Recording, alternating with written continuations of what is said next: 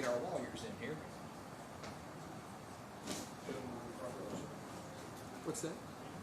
Gentleman for the front row, he's representing the media. Oh, okay, we'll get to you here shortly, okay? Thank you, Judge.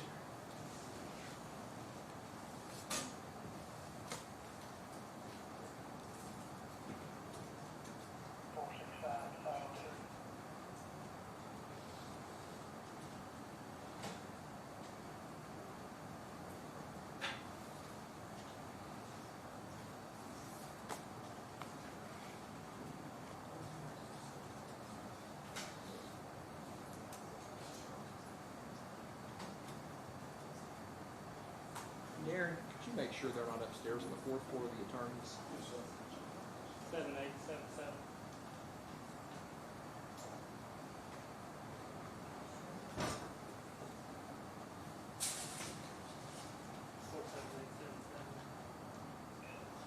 Are the attorneys on the floor?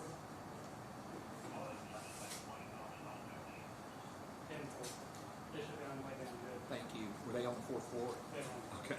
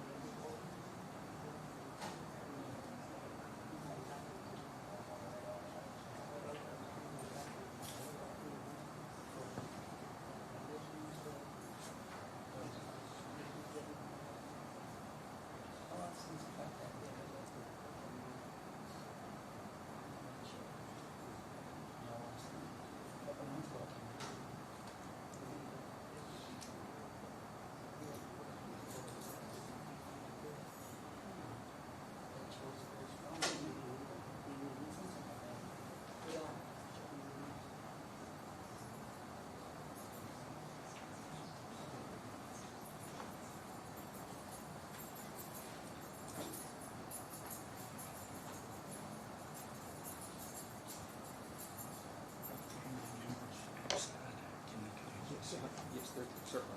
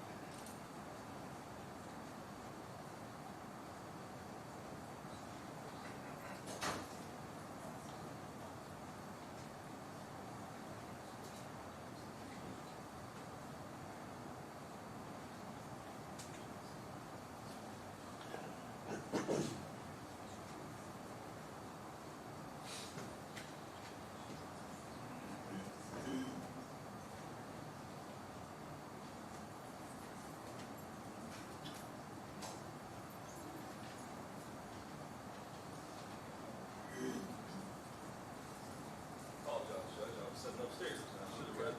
Is the defense coming with you? Yeah, only the jurors are reported to be in courtroom upstairs, so. Yes, sir. Didn't want them to hear any of this.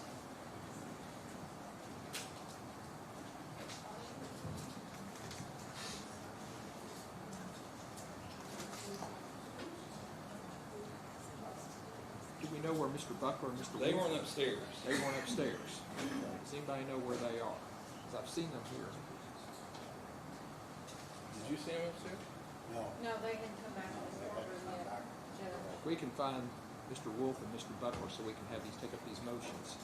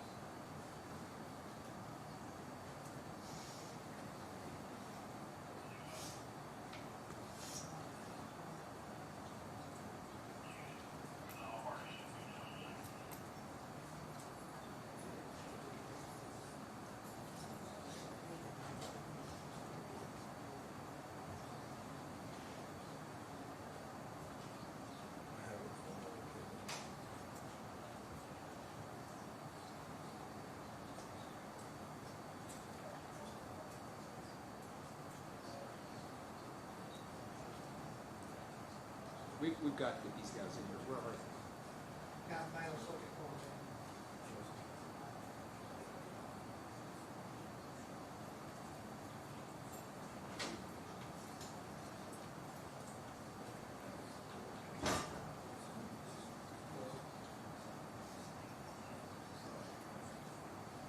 Now the judge will come around before.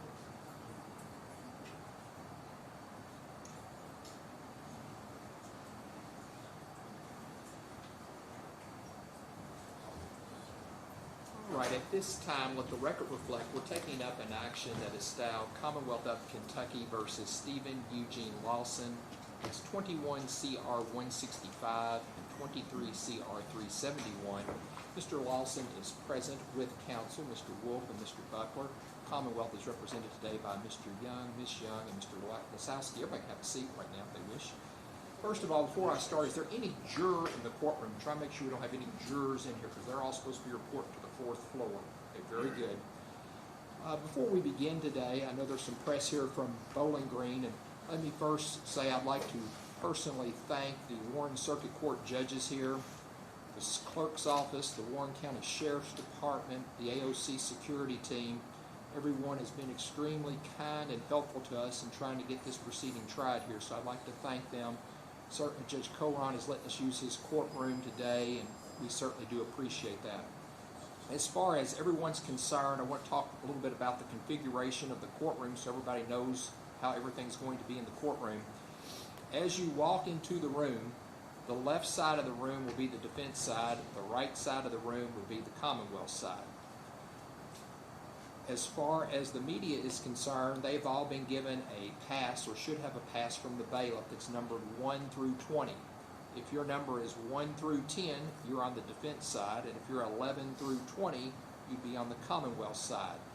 As far as the reserve seating for those that are here for the defense, that would be on the left side behind the defendant's table. If you're here on the Commonwealth side, your reserve seating will be on the right side. So that's how the courtroom has been configured. Before we go any further, one thing that I need to let the jury know about, and I haven't gotten a real answer to this, I don't think up to this point from counsel, is what is the expected length of this trial? Because I need to let the jury know today how long approximately we're going to be here.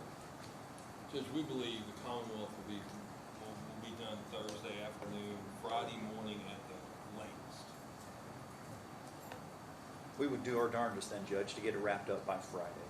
So If we start on Friday morning, I know how keeping a jury over the weekend is, and we would do our darndest to wrap it up Friday and let them deliberate, send them out to deliberate on Friday. what I'll do then is I will tell them Monday just to add in an extra day. Safe. I think this is safe. Because I'd hate for somebody to be having a vacation, they're leaving Sunday, and then we've got a juror problem. So I will tell them it's a 5-day trial. We believe may finish sooner, but let them know that. As far as the number of alternates, does council have any suggestion as to how many alternates they think we need on this I would case? say 2. 2, of course, is standard, Judge, and I guess it depends on how difficult our next part of this is, which is how difficult is it to get people. I think maybe out of an abundance, let's do a 3 perhaps, if we can find 3. If we can't, then I think the default to 2 is appropriate. Okay, so if my math's correct, we'll need 37 chairs upstairs, Jim. We'll need 37 chairs for jurors to be called out today. All right. One thing I want to talk about is I don't want to take counsel by surprise. Typically, when I try a case, at some point I'm going to ask both sides to identify any witness that you may call at this trial. If you'll read your list out to the jury, obviously I want to make sure that we don't have any juror that's related to any witness. I want to make sure there's not a witness a juror would automatically believe or disbelieve before they heard their testimony. I know there were some pre-trial motions filed. There's been some discussion in chambers earlier today, and I believe, are we in agreement? We're in The agreement. We're not going motions, to have an objection just based on the conversations we had to their 2 motions. I believe there were tendered orders for those, so I will go ahead and sign those. Is there any other motions or matters from the Commonwealth that I need to take up at this time? No, sir. We would invoke the rule, but we can do that later. Okay. I'll show that the rule is being invoked, so there should be no witnesses in the courtroom that will be called at this trial. Anything the defense wishes to address at this time? And I'm assuming you're talking globally, any and all Yes, sir. motions? Yes, anything you want to address? The only reason I'm asking is, of course, the courtroom that we're headed to after this, I don't know as far as recording, did you want to take up the more substantive motions upstairs? For example, I'm asking for a continuance today, of course. Do you want me to do that here, or do you want me to go upstairs? Let's do it here. I'd rather we do all this outside the presence of the jury, so. Very well, sir. You go ahead. Judge, as you know, we had previously filed a motion to continue. We are asking again for a motion to continue. We're filing it verbally here in front of Your Honor. We're going to stand by the basis of the things that we put in the previous motion in writing, and we're going to let the court know that, of course, something that you already are well aware of. Mr. Buckler and I were appointed to this case in August of 2024, and we have been working diligently in order to prepare. We have done what I believe is anything and everything possible to be prepared for the defense in this case. However, I'm just going to tell the court that as we stand here today, we have not been able to review everything. We just simply have not. And I know our client is in the same boat. He's not been able to review everything as well. We, knowing what our marching orders is, and me having been an attorney for quite some time, I read it loud and clear what you said last time as far as going to trial, and we are going to do our darndest. We're going to do the best we can for our client. But as we stand here today, Judge, we simply are not prepared. And we're not prepared because we simply did not have enough time. And that is based primarily on the amount of discovery that you know is voluminous in this case. It is overwhelming. And so based on that, we are renewing our motion to continue. We expect, of course, to go forward today, and we're prepared to do that. But for the record, we want the court to be very clear that we do not feel adequately prepared to represent our client. What is it that you have not reviewed? Well, there are one thing that the court probably, I'm assuming the court hasn't reviewed the discovery, of course. No one provides the court with the discovery. Right, so of course not. Yes, of course. So having not reviewed it, Judge, I can tell you there are tangential issues that relate to other individuals in this case. Specifically, there are issues related to Nick Houck. There's issues related to Brooks Houck. There are issues related to Jason Ellis. And all of those issues, we believe, quite frankly, are intimately involved in this particular case in order for the jury to get a complete and total understanding of what transpired here. That reviewing the discovery related to all of those individuals would be required. And quite frankly, we haven't even found yet in the discovery any of the information related specifically to, like, the Jason Ellis situation. We have not been able to find that. So knowing that quite frankly the court had ordered us to go forward and we were still not able to review all the discovery that we had, we haven't even asked for any of the Jason Ellis material. Haven't even asked for it. And I will tell the court that methodically what we have been doing, and the court is aware of this, we have a defense team in place, and that defense team is assisting us in essence, parsing through all of the paperwork, because I will admit there is a vast majority of the paperwork that we have found so far that is not even relevant. It's just not relevant, Judge. So, see, that was my understanding. Only about 5% of this discovery is probably relevant to this procedure. With that, am I? Yes, sir. and I don't disagree with that. I agree with that. I know you want to look into Jason Ellis, but nobody has ever solved Jason Ellis, and I don't think anybody's going to solve it here during this trial either. So, I understand that. And I understand the court's position on that, and I would expect Mr. Young to say exactly the same thing. The point is, though, Judge, in order to know what 5% is relevant, you still have to look at all the other 95% to get there. And we have relied on our team the best that we possibly can for them to bring to our attention the issues that they believe are relevant and important. And they have indicated to us that they are not even complete with the review. So for you to say which, and you didn't ask this, so I'm not implying that you did, but I can't tell you, oh yes, just disc number 5 that they provided to us, we have not reviewed that.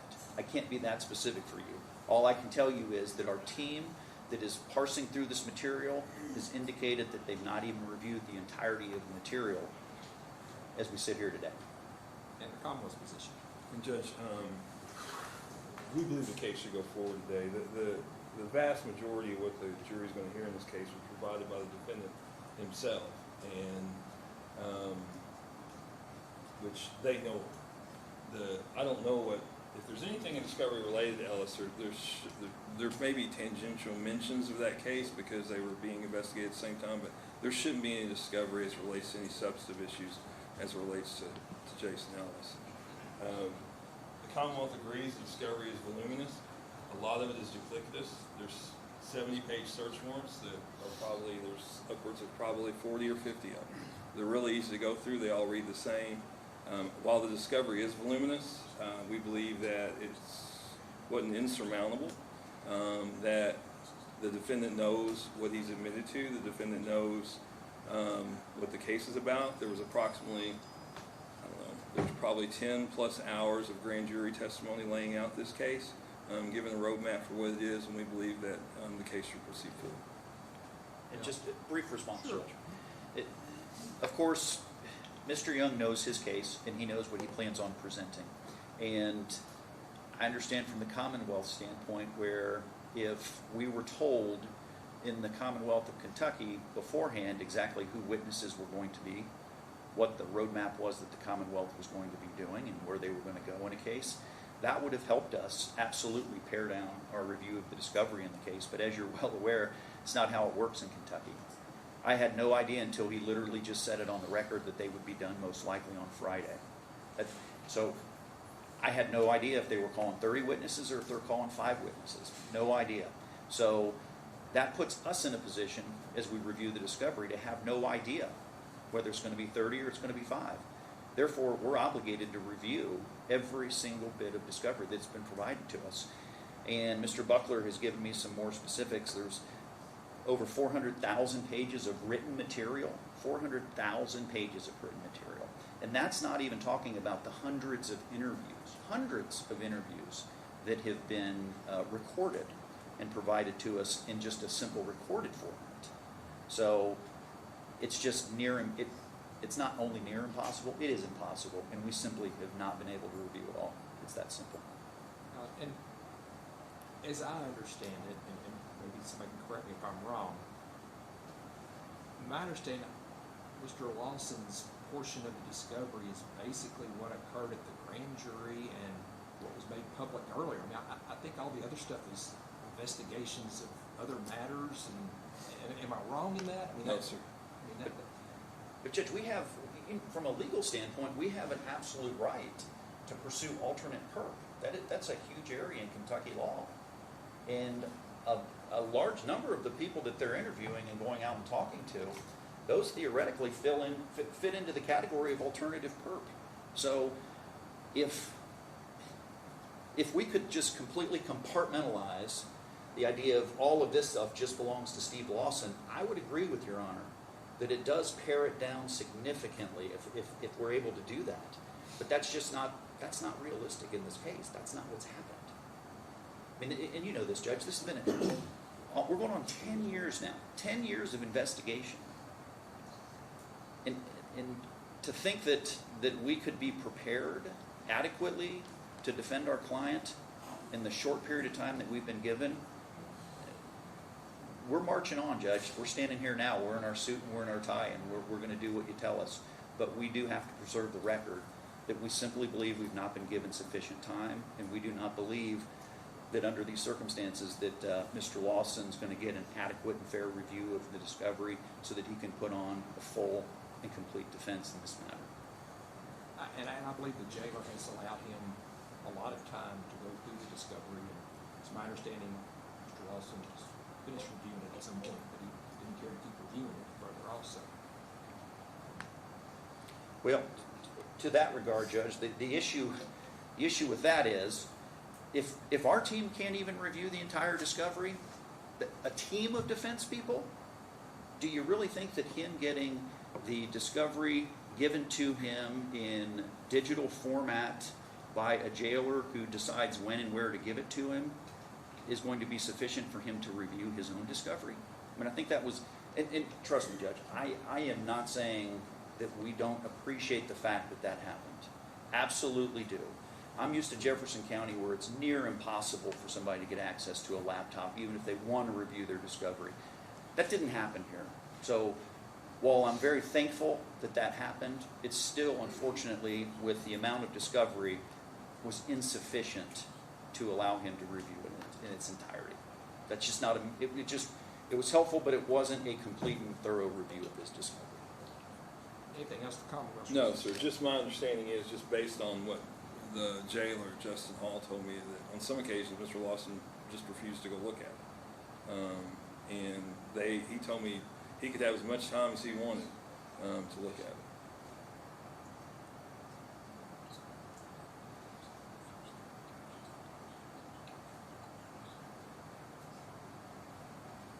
Something else? Judge, I continue with the statement that we said before, which is the amount of time that he's been provided, while appreciated, the fact that an individual may say at one point in time, you know what, I'm not in the mood today, I don't think that completely derails the idea. And now you say, well, you know what, if he would have had that extra, and I think it was 2 times that he said that.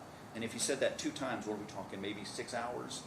I think in the totality of what we've got going on here, which is that he reviewed about 50 hours of material, the idea that he didn't review something for 6 hours because of whatever mood or situation was going on at the jail at the time does not outweigh the whole totality here. And it doesn't mean he wasn't interested in his discovery. That's just not what it means. Well, I know I've given the defense investigator, paralegals, all kinds of added help to get this case ready for trial. I've seen matters that have been submitted ex parte where it appears that the investigator has worked on the case, has prepared a defense. So many of the matters that you're talking about are so completely irrelevant that's in that discovery that went on for 10 years. I think the entire roadmap comes from what was presented to the grand jury in this case. I believe we've had sufficient time, and I believe if we just keep going through all of this extraneous material, we're just spinning our wheels. Certainly you have preserved the record on that issue, and I know that has been preserved at the court proceeding today with this trial. Yes, sir. Anything else we need to take up this morning? No, from the Commonwealth Attorney. We do the separation of witnesses upstairs, I assume, and the standard. It sounds like we're in agreement then on the motions in limine. Is that correct? Do we need to? You're just going to sign the orders as written. Is that correct? Let me see what I've got here. Just want to confirm that covers it. I know we have an understanding, Right. but maybe we need to, before any particular witnesses go on, maybe we need to talk about it again. Yeah, that's fine. You okay with that?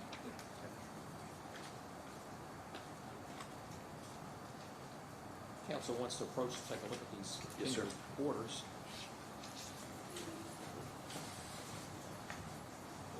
First one.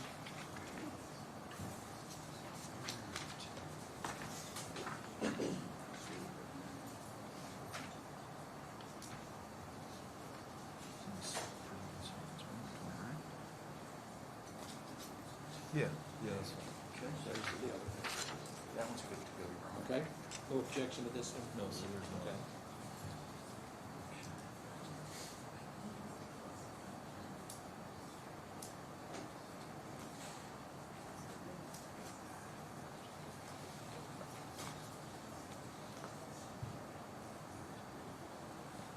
No, she may testify. She's not going to testify.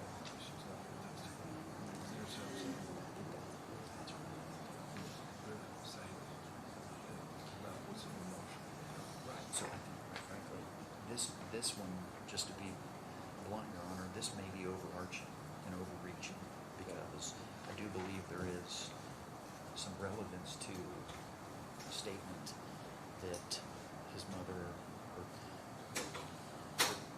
that the witness's mother is deceased, which is what you anticipate doing, right? I think that would, if you read that on its face, it would exclude that ability to do that. And I'm not saying that he's No, I think I'll go over with this again. You want me to put other than saying she's deceased? That's fine. That says for the provider. Yes, sir.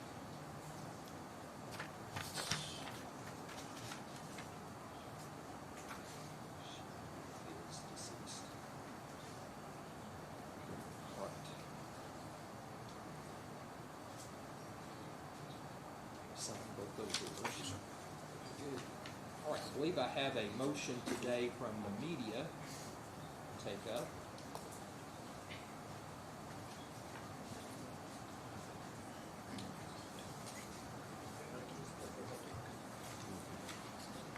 Good morning, Your Honor. Good morning. Give me 1 second here. It's in my stack here. Here we go. Go ahead. Thank you, Your Honor. My name is Mike Abadi. I am counsel for a number of media interveners, including WAVE, WHAS-TV, WLKY, WDRB, and the Courier-Journal. I know you have a busy morning, so I'll keep this brief. The media petitioners are requesting that this court modify its pretrial media access order in one regard, and that is to permit a single pool camera to record the proceedings in a manner and subject to the rules that this court would set forth that would be minimally disruptive but would allow the media to keep the public fully informed of all the proceedings that are going on in this case. We proposed some procedures that have been successfully used in other high-profile criminal matters, and we think that allowing a single pool camera would allow the media to keep the public informed of an already public trial that is already being recorded by the cameras that will be in the courtroom. We understand the court's desire to minimize any disruption to the trial, and my clients are prepared to abide by any reasonable restrictions the court would have. But we think allowing a single pool camera would best balance the court's interest in orderliness and the public's interest in understanding what is going on within this trial every day. And the Commonwealth's position. Just briefly, Your Honor, we don't really believe they have the right to intervene to begin with. And that's based on the fact that the court has not closed the proceedings. The court left the proceedings open to the media. They can report on it. Just old school. They'll just have to get on the news and talk about it. But I do believe, I've always had a problem with cameras in the courtroom during trials. And the reason why is I don't know how you maintain separation of witnesses. It doesn't matter. It's no different than watching a witness watching another witness's testimony on TV versus sitting in the court. That's why we invoke the rule. We invoke the rule so witnesses won't be influenced by other witnesses' testimony. And the simple fact, the media, I don't believe the media cameras should ever be allowed in court. But the fact is and during trials, because I don't think there's any way you can guarantee separation of witnesses when it's on 4 channels at 5, 6, 7:30, and 11. That would be the argument I'm going to have to comment on. Does the defense have any position on the matter? Judge, we don't. As we stated, I believe, in either email or response to the motion, we're going to leave it in the sound discretion of the court. We don't care either way. And I know there were co-defendants involved. I don't know whether counsel wishes to speak on their behalf today or not. Judge, obviously we're not standing in this, but it's an amicus situation in front of the court. I agree with Mr. Young. I think this case has got a tremendous amount of publicity. I think it's very difficult for us to have separation of witnesses. I think Shane's exactly right. We would simply ask for the purposes of today that our opinion be considered on behalf of the Commonwealth. For the record, that was Mr. Butler who represents Mr. Houck. I don't know if anybody's here today on behalf of Joseph Lawson. Mr. Lawson's counsel said they were also opposed to this also in the email. Okay. Anything else, Mr. Lawson? I just want to briefly respond. I understand the Commonwealth's argument, but that's an argument for closing the entire trial, which the Constitution does not permit. There will be daily reporting on this. There is a video available to anybody at any time to go get. This is going to be a public trial. Concerns about witnesses are inherent. We've cited cases saying that that's part of the price of the First Amendment and the access to public court proceedings. As far as a subsequent proceeding, the way to deal with that is by more searching voir dire in the second case, because somebody could read or watch coverage of this trial as it unfolds. That will be happening. The incremental effect of having a pool camera isn't going to change that basic calculus. That's going to be there already. So we think that the pool camera is a reasonable way to allow the public to be up to date and more informed without creating any incremental risk beyond the public trials already going to create. Mr. Abadi, I have estimated that I have heard 30,000 cases in my 22 years of being a judge, and I have allowed a camera at every proceeding except for this case. So I have had 30,000. It's 29,999 you can bring a camera to. I've had a lot of high-profile cases. I had Stanley Dishon in Bullitt County. I had 3 mayors who were attempted to be removed. Horse Cave, Hodgenville, Bardstown. I've had a lot. I had Steve Nunn down in Hart County after he was arrested in the cemetery there with a gun that they charged him for wanton endangerment. I've had a lot of high-profile cases. But I've had nothing that compares to the circus-like atmosphere of this case. You can add all the others together, and they don't add up to what I've had to endure in this case. You know, it would be nice if I were a judge in a big city where there's a lot of other judges. You know, back when they tried O.J. Simpson, all the other judges helped Judge Ito, and he just had that trial. When you're a country judge like me, there's nobody that's helping me out. Last week I had 211 motions and hearings plus drug court, and during every break I took, I was inundated in requests from the media, from the circuit clerk's office in Bardstown, from the judges down here, the security team down here was having questions. It got so bad that I did an order to give them reserved seating in hopes of settling down what I was putting up with while I was trying to conduct court. I'm exhausted, and the trial hasn't even started in this case. And a lot of that exhaustion is related to the circus-like atmosphere of this case and the constant telephone calls to my office, to the clerk's office. In fact, my clerk in Nelson County said she could use a full-time position last week just to respond to all of the media inquiries we were getting. I mean, it was brutal for everybody involved. And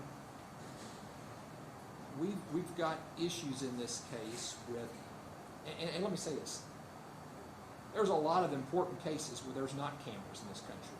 You know, we had somebody running for President of the United States, and there were 4 cases that I can think of: a trial for falsifying business records, a trial where someone was claiming he sexually abused them and defamed them, federal indictments in Miami, federal indictments in Washington, D.C. None of those were on television. You talk about some good theater, Sean Diddy Combs' case right now, that would be good theater to see every night on TV. But there's no cameras in those cases either. And one of my true concerns in this is I have had orders violated in this case that I have entered trying to keep this from being a circus-like atmosphere, where I had an order that said there was to be only 1 camera in the courtroom. I look over and people in the media are holding up phones, iPads, filming what's going on. I had an order entered that there was to be no live streaming. I'm having attorneys tell me, well, I watched your hearing, I was watching it being live streamed. And I was like, it was live streamed. I don't know how this all works, but people were watching this on live stream. We had an order that it wasn't to be live streamed. We have a bunch of witnesses in this case who will probably be testifying in the co-defendants' cases. And the last thing I need is this thing being live streamed while people are watching the trial on their phone while they're supposed to be waiting to testify. It's going to clearly involve problems with the rule. If I end up with the next case where these things are on TV and they're seeing people's testimony, it's going to have an effect and really complicate the fairness of the procedure. The court, in this case, wants both sides to have a fair trial, and that's my primary concern in this case. And the jury does not need the distraction. The jury needs to be focused on this case, and I know I need to be focused on this case. I don't need to be sitting out there when I'm trying to listen to the evidence, trying to rule on the objections, having to police the media. A rule that's simple, if none, lets all the bailiffs know what to do, and everybody's on the same page. And I'm not picking on the media. Like I said, I've let them have a camera. Unlike Mr. Young, I've let them have a camera every time I've had a case except for this one.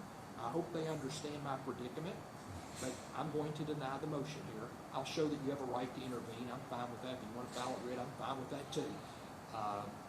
But that's why the court's doing what it's doing. Okay? Thank you for hearing our motion, Judge. You have a good Appreciate day. it. Nice to meet you. All right.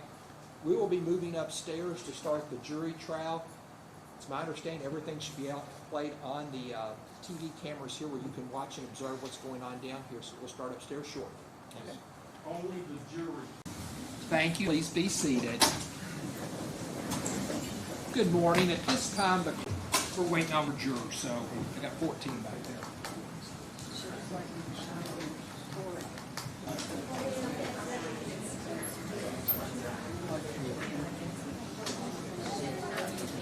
Everybody's attention, we're gonna start court, please. Hey.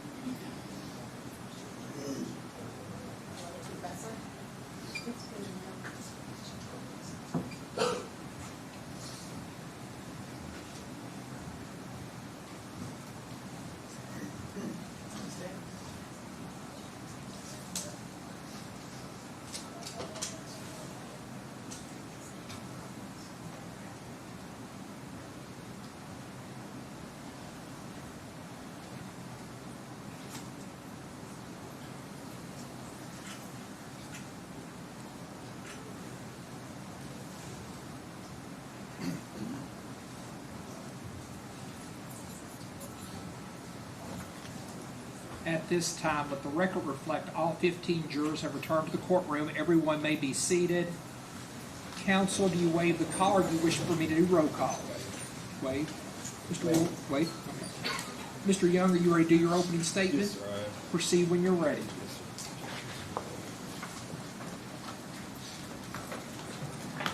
Hey, please record.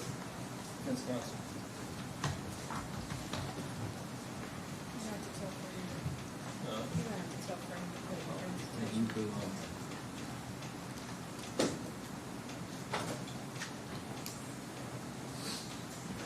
May I please record? Yes. Ladies and gentlemen, jury, it's time to get down to business. This is what we're here for. And what we're here for is the disappearance of Crystal Rogers. Crystal Rogers was last seen on July 3rd of 2015. She's the daughter of Tommy and Sherry Ballard. She was born in 1980, was 35 years old at the time that she disappeared. She disappeared late in the afternoon of July 3rd of 2015. It was on a Friday evening. Her daughter, Kylie, was the last person out of anybody indicted in this case to see her alive. Kylie was at home waiting on her grandmother to pick her up when she left with Brooks Howe. She had 5 kids: Ashley, Kylie, Tori, Trenton, and little Eli. Eli was about 2.5 years old. Eli was the baby of Brooks and Crystal. Crystal was living with Brooks in Glenview subdivision, and she also worked for him. She was still married to Keith Rogers, and you're going to hear testimony that Keith nor her could afford to get divorced. Crystal's car was found abandoned on mile marker 14 of the Bluegrass Parkway on the late afternoon of July 3rd, 2 days after she was last seen. To this day, she's never been heard of nor seen. She's been missing. Crystal's car, as I told you, was left on the Bluegrass Parkway. This is Bardstown over here. The Bluegrass Parkway runs between Elizabethtown and Versailles, Kentucky, Lexington. She was towards Elizabethtown, westbound, on the westbound lanes, going towards E-Town at mile marker 14. Her car had a right rear flap. And you'll see pictures where it had driven on the road with the flap for a little while. In her car, there was a cell phone, her purse, and her keys in the ignition. That was the only signs, only personal items connecting her with the car being out on the Bluegrass. Brooks Howe. He had a 2.5-year-old child, Eli, with Crystal. He and Crystal lived together. He builds houses and also has a rental house business. He was the last person to have seen Crystal Rogers. Kylie was the last person who's not been indicted to see when her mom left that night with Brooks.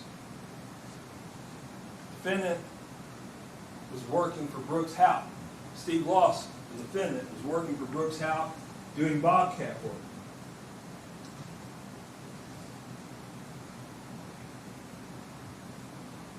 He worked for Brooks' house. He was married to Tammy Lawson. You're going to hear testimony from some of the other workers, some of the other people, that there was some unusual behavior going on, something out of the ordinary that they normally don't see from Brooks' house.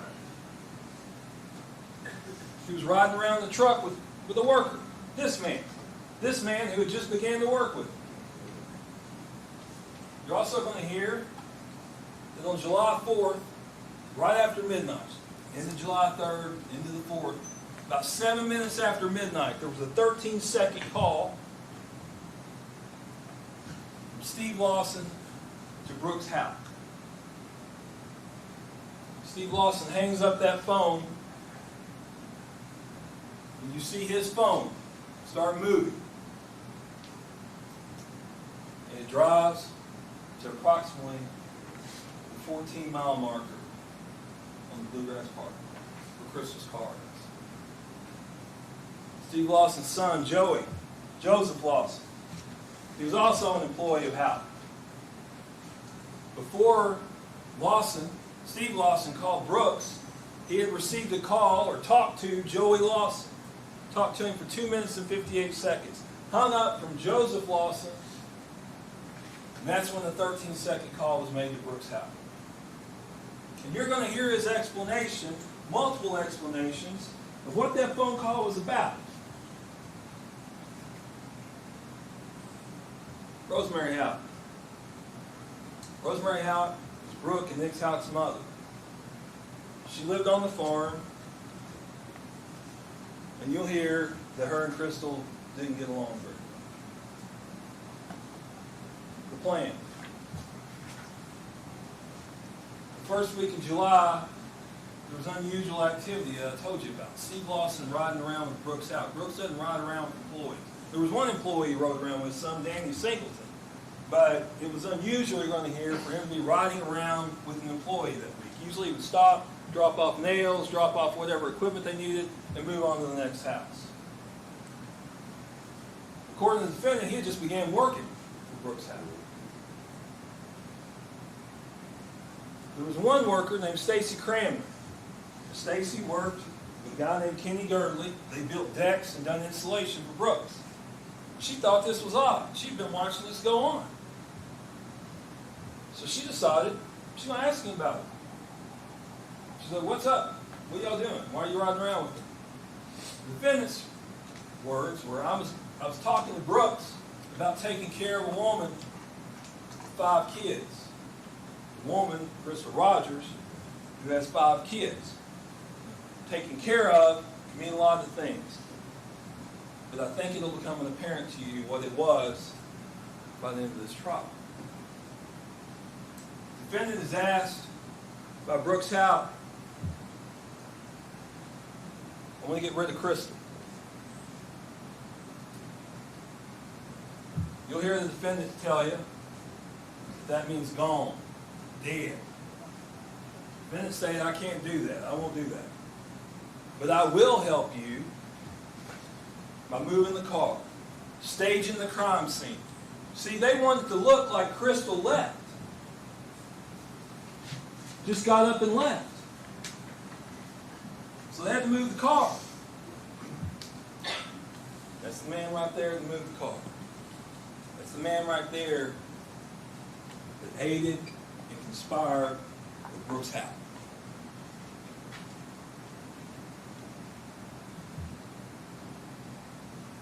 The evening of July 3rd, 2015, Brooks takes Crystal on that fatal drive to the farm. According to the defendant, he and his son went, after they left the house, after Kylie had left the house, they go to Brooks' house. They go to Brooks' house and take the car.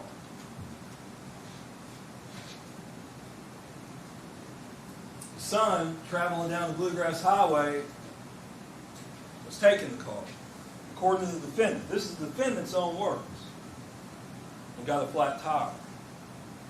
That was the reason for the 2-minute and 58-second phone call shortly or right after midnight between the defendant's son and the defendant, which precipitated a call to Brooks Houck that lasted 13 seconds, long enough to tell him that Joey's broke down in the Bluegrass, I'm going to go get him, or, if you believe the defendant's words, the job's done.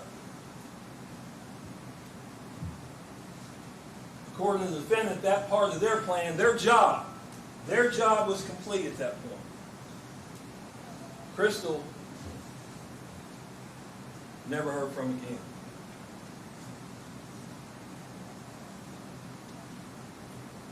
After 9 p.m., Crystal does not respond to any text, any calls from anybody.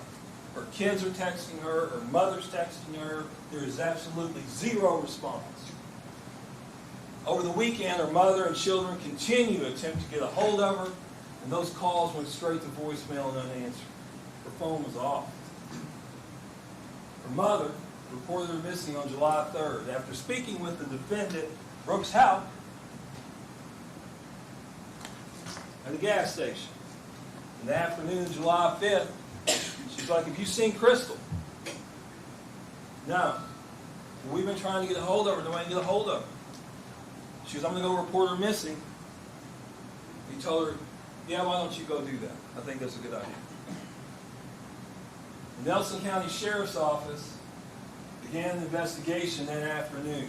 Sherry went to the sheriff's office. You're going to hear that Sherry went to the sheriff's office. She was frantic.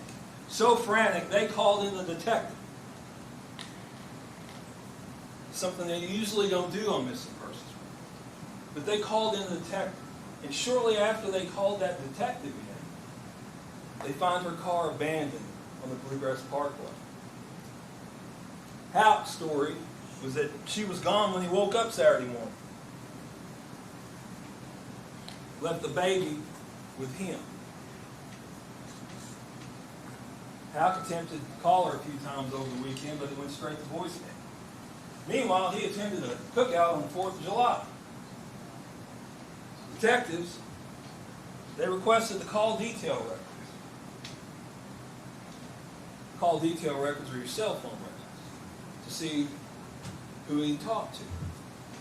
Lo and behold, they noticed that 13-second call shortly after midnight from 502-492-1390, the defendant's phone number. Brooks Houck was brought in on an interview on July 8th. Question about that early morning call from Lawson. Houck states he doesn't recognize the number, so let's just call him. You're going to hear the call. They dial the number. He goes, oh, it's Steve Lawson. Steve Lawson's an employee of mine. Working. The defendant answers the phone and advises that he had called about renting an apartment. Renting an apartment for his daughter, Lauren, during that 13-second call. And you're going to hear from Lauren. And you're going to hear she was looking for an apartment. Police attempt to make contact with the defendant. And he advises that he's not coming in and he's not turning over his phone. Police get a search warrant for the defendant's phone. They seize it from him on August 14th. The defendant, he comes in for an interview on August 18th, 2015, where he advises the detective that he doesn't remember the call that happened, which the detective finds a little odd because on July 8th, he obviously remembered the call because he had told Brooks about what the call was about. But when he's brought in an interview by the police, he doesn't remember the call. The defendant advised he never left his house on July 3rd. He was home the whole night, drinking, didn't leave the house. Over the next 10 years, the defendant is interviewed multiple times and gave various stories about if he was on the Bluegrass Parkway and why he was on the Bluegrass Parkway at a particular location and time. In the end, if we believe we proved the case beyond a reasonable doubt, we'll come back and ask you to hold that man right there responsible for agreeing to help Brooks out with his plan to murder Crystal Rogers. Thank you. Does the defense wish to give its opening statement or Does, reserve? Your Honor. Proceed when you're ready. Thank you. It please the court, counsel for the Commonwealth, Mr. Lawson. Butler.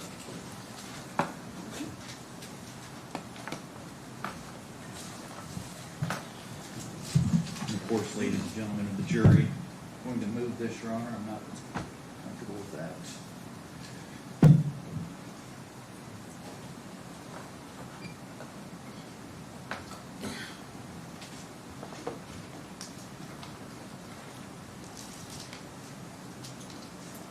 As you folks have heard, opening statement is an opportunity for the parties to give basically what they believe the evidence is going to show.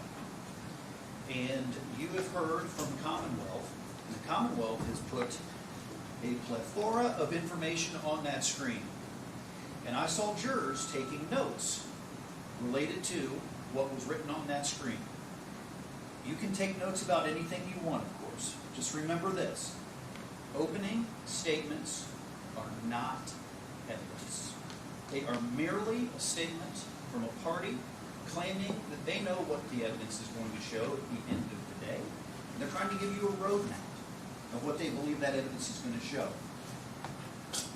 I'm going to tell you that there are many things that were stated on that screen that you will not see.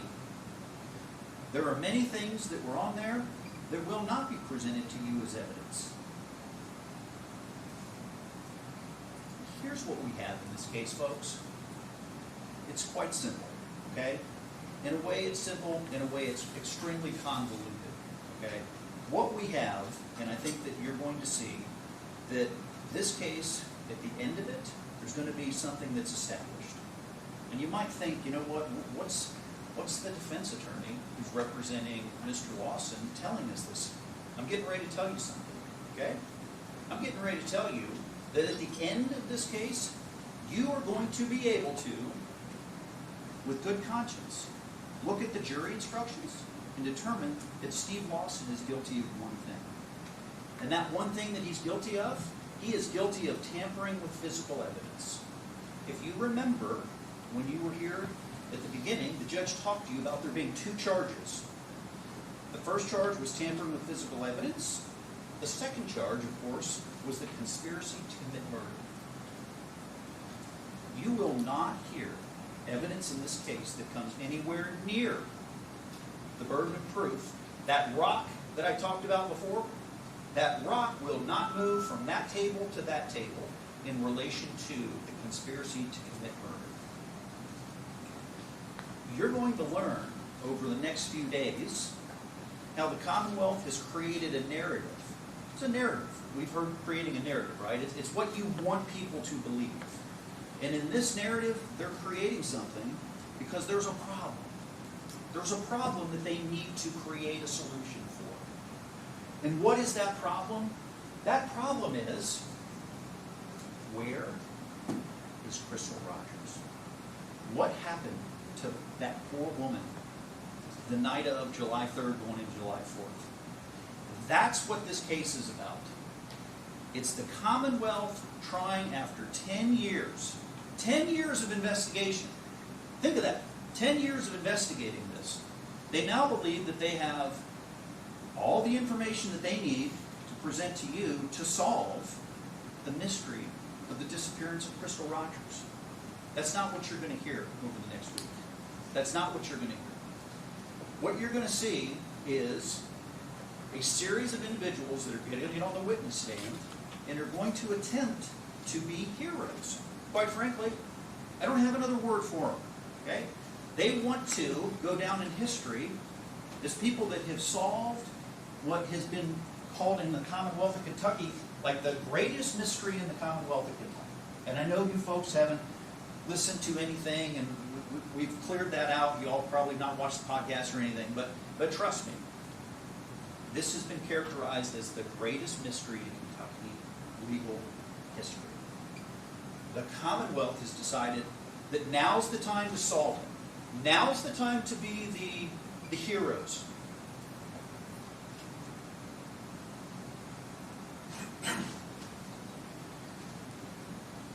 In order to become the heroes, they have to put on evidence, right?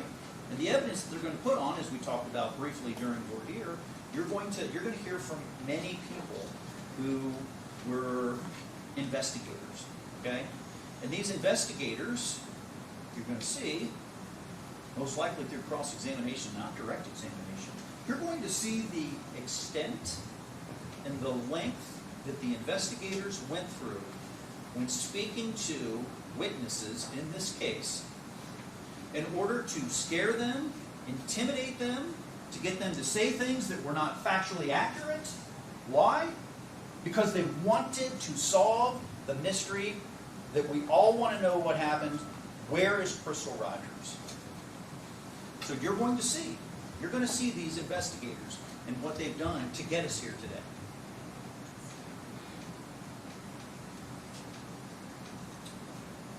You're going to hear also, through these same investigators, about a grand jury process like no other in the entirety of the Commonwealth of Kentucky.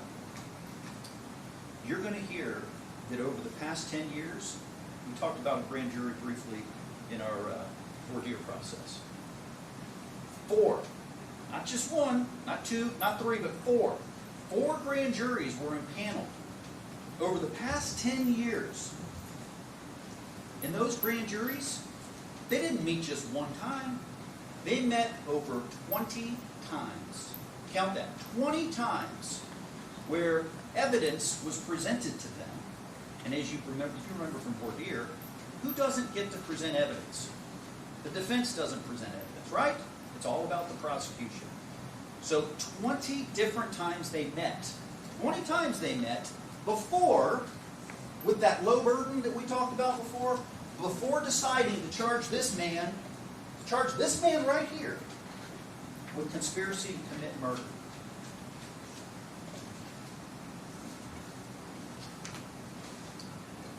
Not only are you going to hear from individuals who wear the gun and the badge, but you're also going to hear from some what I would call lay people. And these are people that basically are witnesses that they're not law enforcement. They weren't set to investigate the case. They may have heard something, they've seen something. And as you hear these people, I want you to just keep in mind, we are talking, for the most part, we are talking about things that happened 8, 9, 10 years ago. When you watch these people on the witness stand, and they testify to you, and they act like it happened yesterday, just keep in mind what you're listening to, okay? And keep in mind the dates in which these folks are talking, all right? And what you're going to see is that while the Commonwealth wants to act like it happened yesterday, they're doing a switch on us here, okay? They want you to believe that the witnesses that get up there and testify like it just happened. Like it just happened. Just keep that in mind when you're listening to this evidence. Okay? And not only are you going to see what they've done to certain witnesses, but you're also going to see that there were many, many, many leads that were never, ever followed up on. There were many pieces of evidence that weren't tested. There were many pieces of evidence that if they were tested, they were then turned over to people that weren't inside the law enforcement community. You're going to hear about a series of I believe at the end of it, you're going to say, how in the world did they present us this evidence and want us to believe this with the understanding that this investigation was so flawed?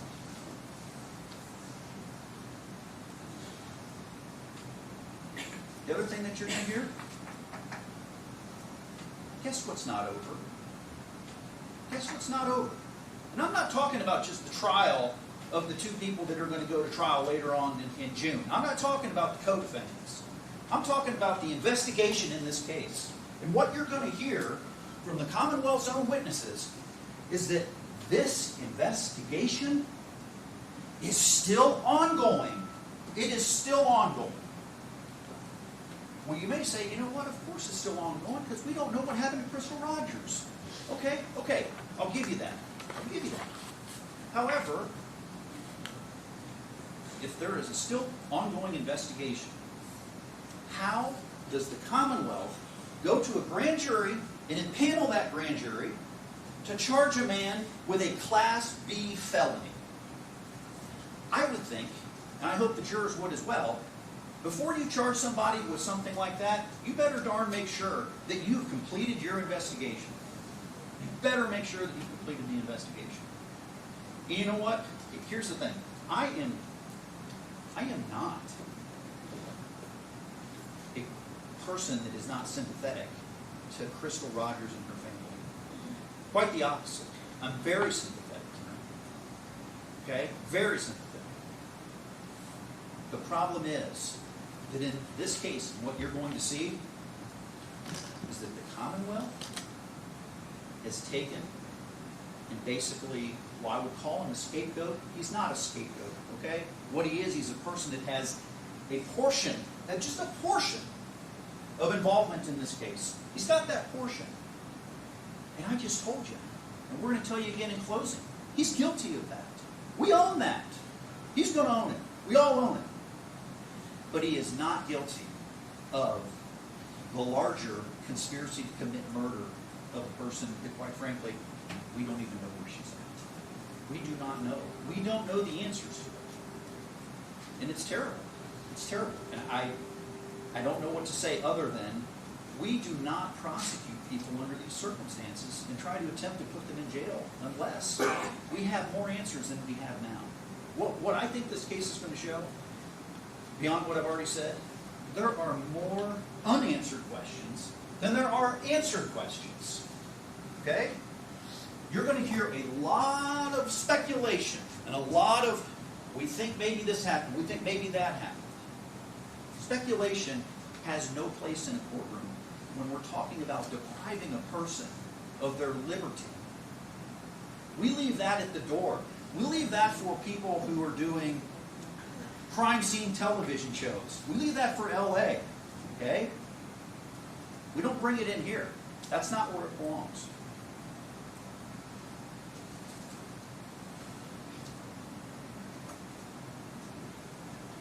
We covered reasonable doubt before, so I'm going to skip right over that with one comment. Of course, reasonable doubt, as we briefly talked about, highest burden. Highest burden in the criminal justice system, right? Far higher than burden in a civil case. Remember where the rock starts. Remember where that rock starts. Do not move it over there until they bring in evidence that supports the movement of that rock.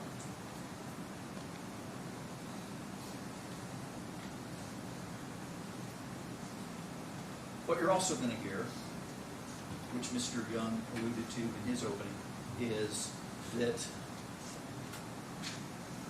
the guy sitting here in the blue shirt, he cooperated with law enforcement and almost everybody at that table.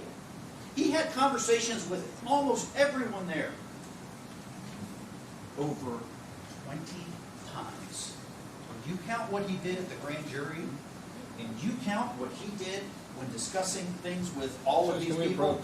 You may.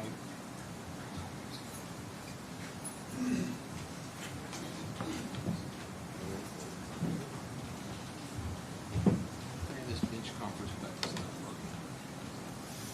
Can you do it down there? I'm touching bench conference. It's not working.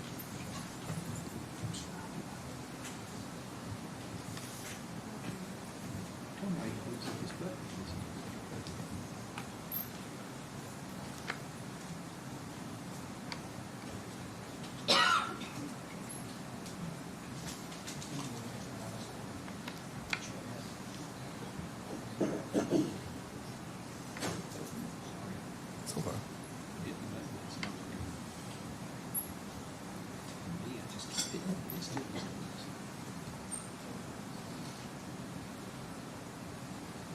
sit back from the jams coming. There you go. There you go. Judge, they invoked 410, and they're up now talking about the interviews that were conducted. And talking about us in plea negotiations. That's exactly why That's we're why we having don't separate do. trials. Go ahead. I didn't mean That's to cut you off. exactly why we're having a separate trial. We're talking about plea negotiations and the prior interviews.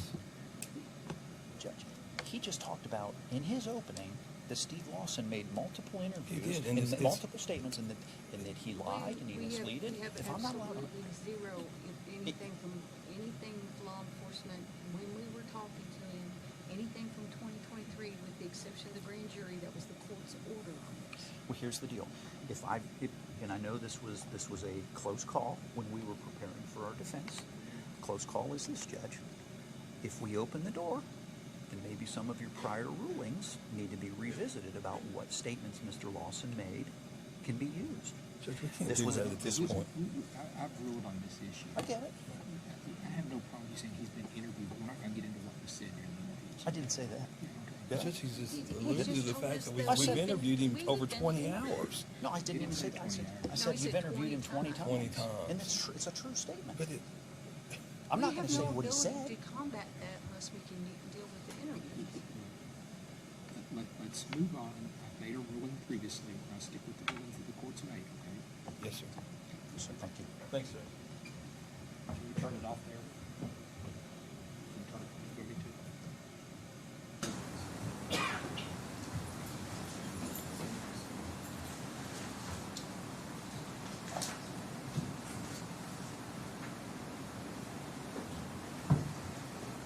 What you're going to see is evidence that Mr. Lawson cooperated on numerous occasions with law enforcement, with the grand jurors, with, quite frankly, anybody that wanted to ask him a question, okay?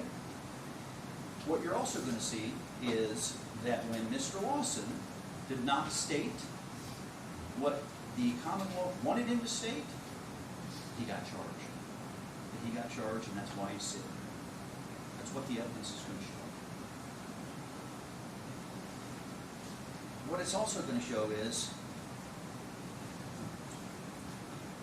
that the prosecution, in this case, in an attempt to solve a mystery that many people, including me, want solved, overreached and did things that should never have happened, should never have been done, in order to get a resolution for the Ballard family and the loss of their loved one. That's what this is going to show. That's what you're going to see at the conclusion of this. You're going to see that we don't have the answers. We don't know where she is. We don't, unfortunately. But Steve Lawson, while he did commit the offense of tampering with physical evidence by, on July 3rd of 2015, go to the Bluegrass Parkway near mile marker 14, excuse me. He did, in fact, meet his son there. He did. And when he got there, his son wanted him to take him away from that location. And he did exactly that. But before he left, Steve Lawson put his hand inside that vehicle and manipulated the seat. When I say manipulated, that's a fancy word for move. He moved the seat. He moved the seat forward. And he moved the seat forward, as you're going to hear, because he wanted it to appear that Crystal Rogers, or somebody that was not his son, was the last person driving that vehicle. You're going to hear that. You're going to hear that. That lines up with tampering with physical evidence. We're not going to argue that.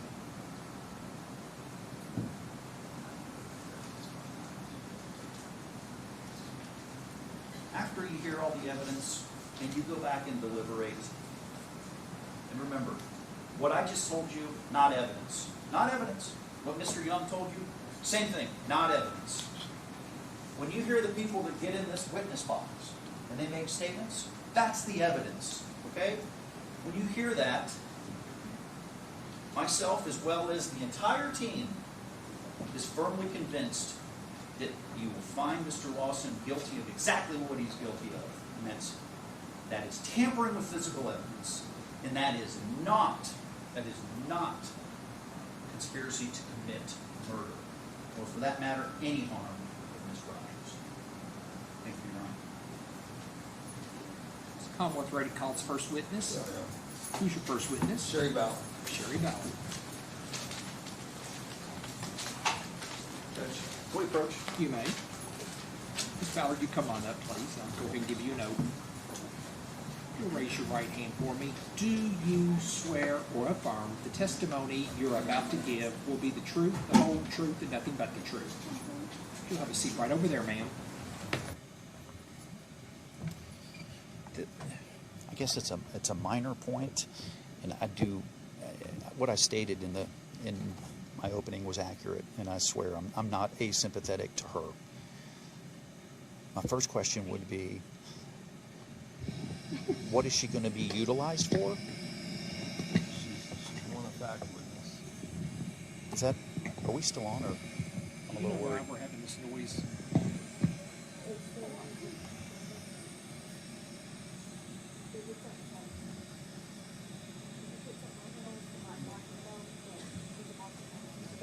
Is it that microphone? Then let's put that microphone somewhere else then.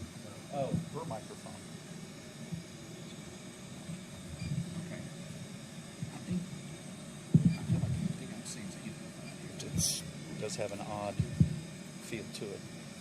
No, I bet you that's not Sunday to work on. Does it have an off button?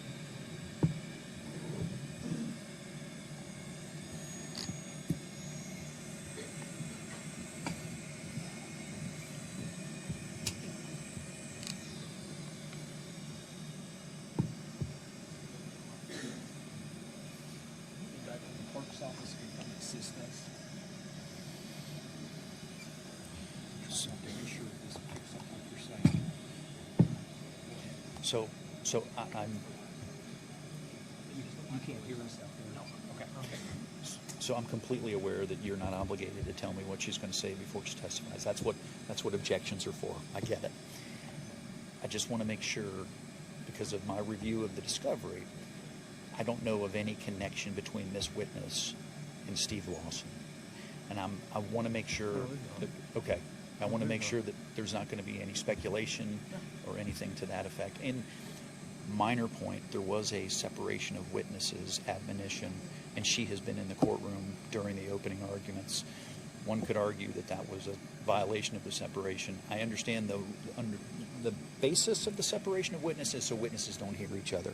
However, I think in good form, she probably should have been outside the courtroom if she's going to testify. Just come out by Marcy's law. This is Marcy's, going 2 years ago, and Marcy's law trumps the separation. So, It's a constitutional right. All right, guys. Let's move forward. I'll know your objection. I think they have the right to call. I think I've already heard that she was the person that called the police. So yeah, there's sure. factual I get it. basis for I get it. So if there's objections along the way, we'll just take them up. And great. And with that, before we leave, we never discussed this before. What's your preference on objections? Do you just want me to say it out loud and then we approach? Do you want me to say the basis for it? You know, Probably. You say objection and approach, that's fine. And if it's an obvious thing, I'll say sustain and won't come up here. Okay, very good. Thank you, guys. I don't really know where to go to ask her questions, but I guess I'll just go over here. I don't know, there's a podium. I don't know where people. We can turn off the white noise.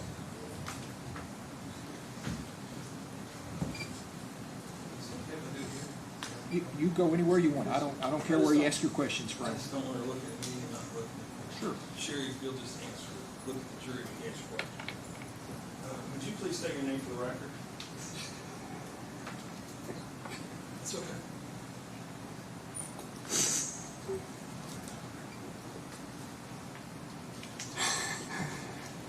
Sherry Ballard. Well, you're gonna speak up. Okay, Ms. Ballard. I want to talk a little bit of background with you. Where do you live? Not the address, but what county you live in? I live in Bardstown, Kentucky. All right. And you're a widow, is that correct? Yes. Okay. And you were married to Tommy, is that correct? Yes, sir. And you have children. I have 3. Okay. And let's go ahead and tell me. Who are they? Crystal, Casey, and Brooke. Do you have grandchildren? I have 9. Great grandchildren. I have 4. Casey and Brooke are still with us, correct? Yes, sir. And they each have children, right? Yes, sir. Okay, they're both married. Yes, sir. And then Crystal, as we talked about, Crystal's deceased, correct? Yes, sir. I want to talk a little bit about Crystal. Crystal, the last time she was seen was how old was Crystal? 35. 35. Okay. And Crystal had children as well, correct? She had 5 children. And who was that? Who are they? Ashley, Kylie, Trenton, Tori, and Eli. All right. Exhibit stickers. Randy, you have any exhibit stickers?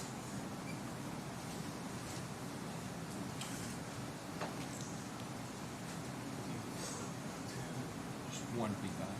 Numerical.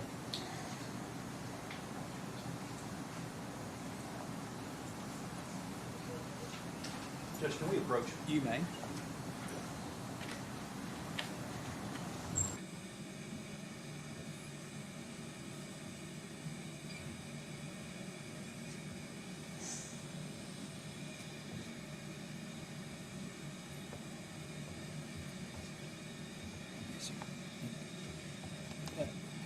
I know what the answer is going to be, but I'm objecting for the record to the calling of this witness to lay the foundation that he's laying the foundation for. I believe that there are other witnesses that are clearly qualified that can say the same exact things, that are not going to front load the type of sympathy that this individual is getting from this jury. She can't compose herself, quite frankly.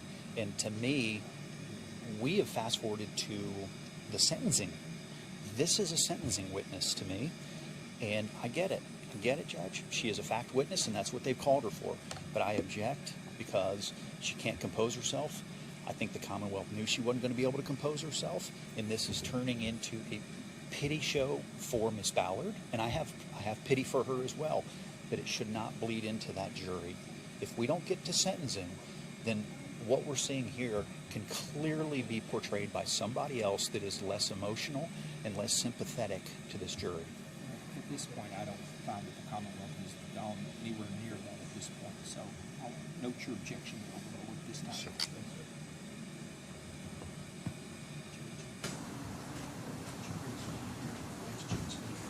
I've got a juror says they can't hear the questions that you're asking, Mr. Young. A juror says they can't hear the questions. I don't know if that podium can move or what. What if that microphone had the podium? Where did that microphone go? There you go. No, they can't hear you. Oh, can't hear me? Okay. They can't hear you. Okay. Sorry about that. Oh, I gotta show that there.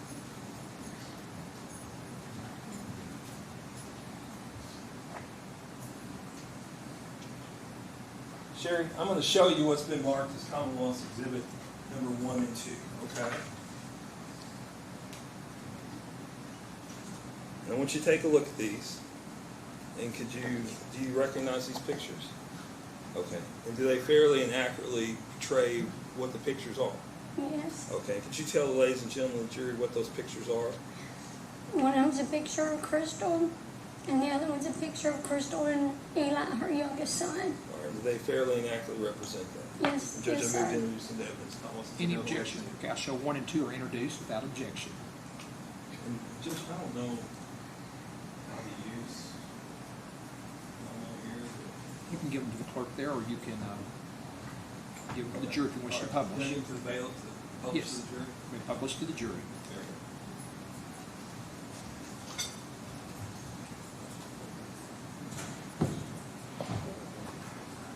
Now, I want to talk a little bit about Brooks and Crystal, okay? Could you tell me, are you aware when they began seeing each other? Yes, sir. Okay. And when was that? probably 2000, the end of 2010, 2011. Okay, you want to tell me the beginning of the relationship, how was it? They had a pretty good relationship in the beginning. She actually rented a house from him. Is that how they met? Yes, sir. She was renting a house from him? Yes, sir. Okay. And eventually, did it develop into more? Yes, sir. All right. And at some point, did she move in with him? Yes, sir. Okay. Was she working at the time? Yes, sir. Where did she work? She worked at a Little Minute Mart. Sorry, she worked at a Little Minute Mart that was right down the street from where she lived. Okay. And she do that when she was living with Brooks? Yes. All right. And at some point, did they move in together? Yes, sir. Okay. And when was that? After she got pregnant with Eli, she was probably 5 or 6 months, I would guess, and she moved in with him. All right. And did she move in with with Kylie, Corey, and Trent? Yes. All right. So they all four lived with Brooks. Is that Yes, correct? sir. Okay. And was she still married to Keith at the time? Yes, sir. Okay. Tell me about that situation. Her and Keith just didn't get along they still had a good relationship, but there was things in their marriage that wasn't working, and she left him, and that's when she rented from Brooks, and she never got it. She couldn't afford a divorce. She was gonna try to do some stuff on her own, but she couldn't afford it. So she was still legally married to Keith. At some point, did she quit working at the store? Yes. And did she begin working for Brooks? Yes, sir. She was gonna do his paperwork for his rentals. Okay, and I'm going to take you to July of 2015, all right? So in July of 2015, were Crystal and Brooks still living together? Yes. All right. And what was the status of the relationship then? Not good. Okay, what do you mean by not good? She wanted to leave the relationship. Brooks had other girlfriends, and she found out about it, and she wasn't happy with that. And one time, just little things happened. Like one time they were skeet shooting, and he switched out the bullet in her gun for a turkey bullet. I don't know the details. I'm not a hunter, so. And whenever she did it, it kicked back and hit her shoulder and put a big bruise on her shoulder. So things weren't good in July of 2015? No. All right, so July 4th of 2015, you remember that weekend? Yes. All right. Did you at some point become concerned about Crystal's whereabouts? Yes. All right. And what was your first indication, or what was your first indication that something may be wrong? Because I tried to call her and she never called me back, and she never not returns my phone calls, ever. Did you hear from her kids?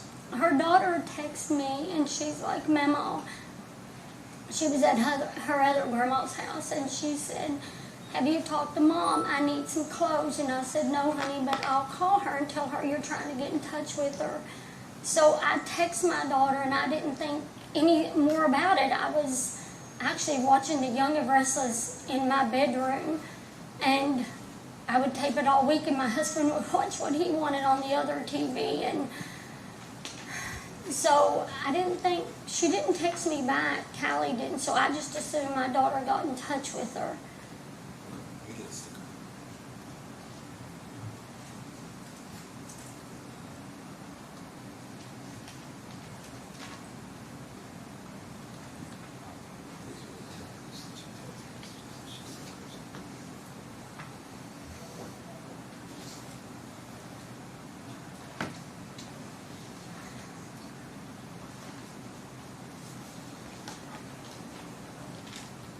So you said you texted her? Yes, sir. Okay. I'm going to show you what's marked as Commonwealth Exhibit number 3, okay? And I want you to take a look at that. Have you seen that before? Yes, it's my text message to my daughter. Okay. Could you go ahead and read those for me?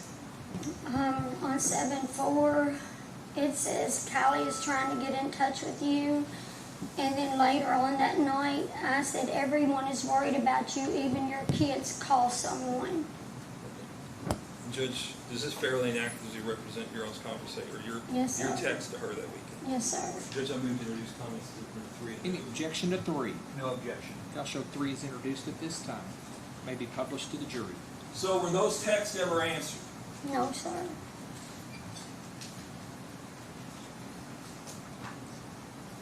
So Sunday comes around, July 5th. You've not heard anything, correct? No. All right, what happens on, what do you do when you get up Sunday morning? I'm trying to call everyone I know that my daughter would have talked to see if they'd talked to her, and no one had. And then I start to panic because I know something's wrong. And my husband told me, he said, my son had stopped by from Green River, so him and his wife were there. And I was getting upset and starting to cry, and my husband said, we'll go look for her. Because I told him, I said, no, I'm telling you, Tommy, something's wrong.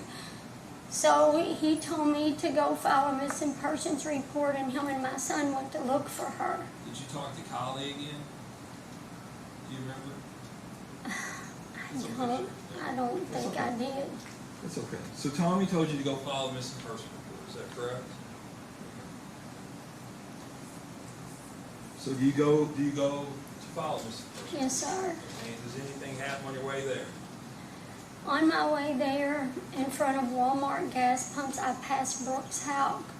So my granddaughter was with me, and I told, not Callie, a different granddaughter, Ashley. And I said, will you please text him, because I was driving, and I said, tell him to pull over, I need to talk to him. So he pulls over, and he pulls into the gas pumps, and I get out of my car and walk to his truck. And I go to the passenger side, and he rolls down the window, and I said, have you seen Crystal? Or have you talked to Crystal? And he said, no. And I said, well, what, did y'all get in a fight or something? And he said, no. She gets in a little tizzy sometimes because she thinks I treat Eli different than the other kids.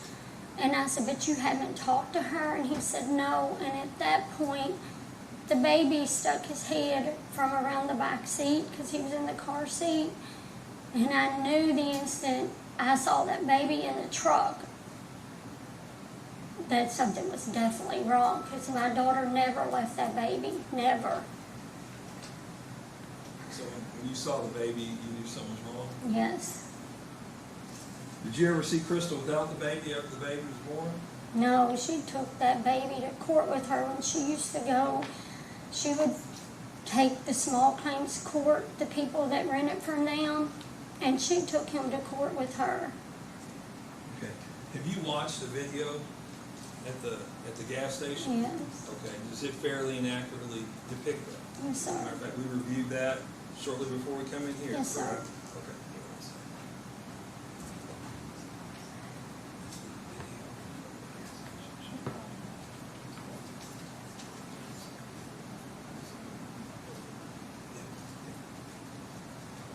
And does that video fairly and accurately represent that? Yes, sir. Okay, Judge, I move to introduce comments exhibit into evidence number 4.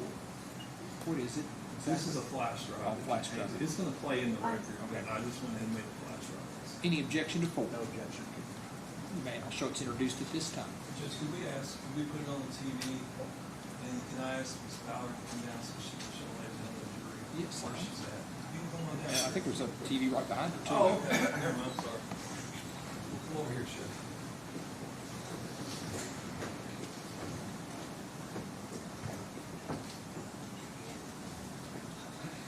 All right, well, I want you to point out, yeah, come over to me, if you're sorry. I want you to point out, ladies and gentlemen, the jury, so they can see on their TV screen where you are and where Brooks' house is.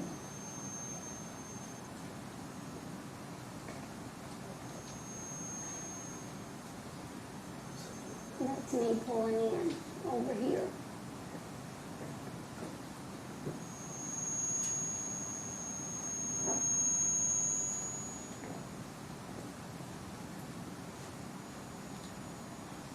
And I think you said in the meantime you had Ashley And call. this is Brooks out coming into the gas station.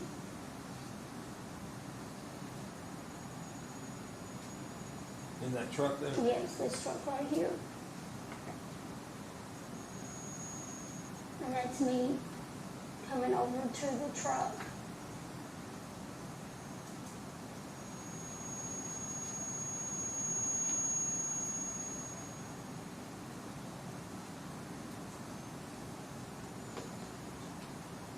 Is that you walking? Yes, sir. And I go to his passenger side window.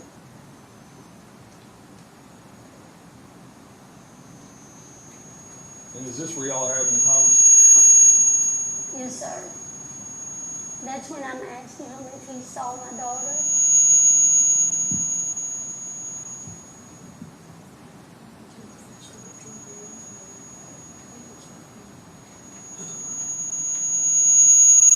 I don't know if it's on Miss Oh, Ballard. I'm sorry. That's all right. I'm so sorry.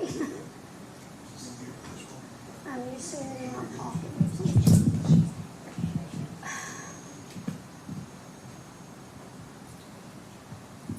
And you're still talking to him there? Yes, when I asked Brooks if he saw Crystal, when he told me no, I told him, I said, I'm gonna go file a missing persons report. And he just looked at me like I was talking about someone off the street, and he said, I think that's what you should do. He never offered to go with me. He never offered anything. And that's when we left.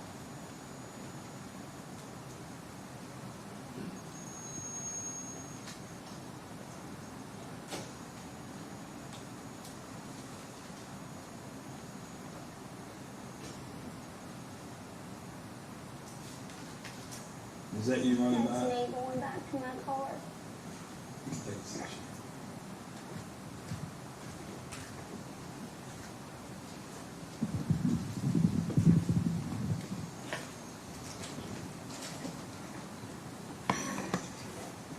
So do you all go to the police station? Yes, sir, I did. Okay, did Ashley go with you? Yes, sir.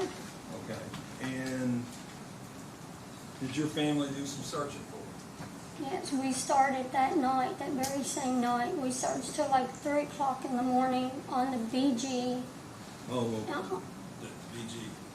the Bluegrass Parkway.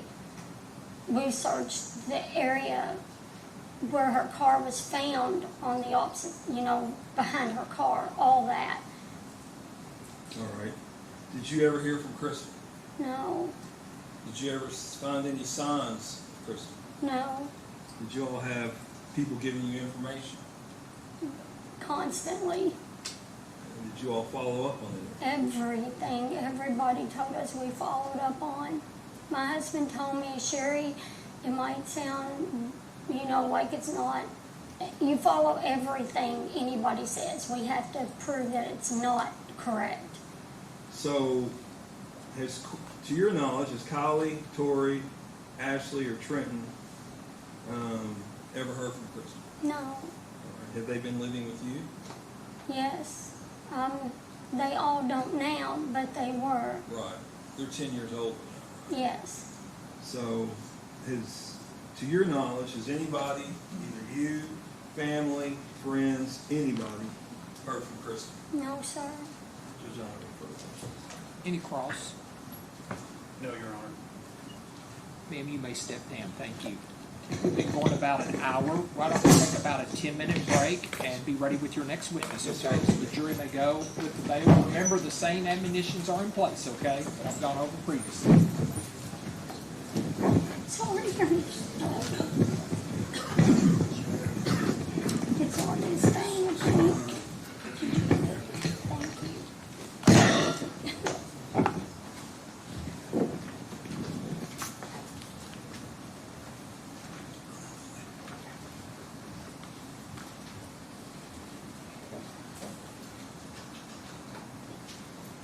So we'll start back at 2:41.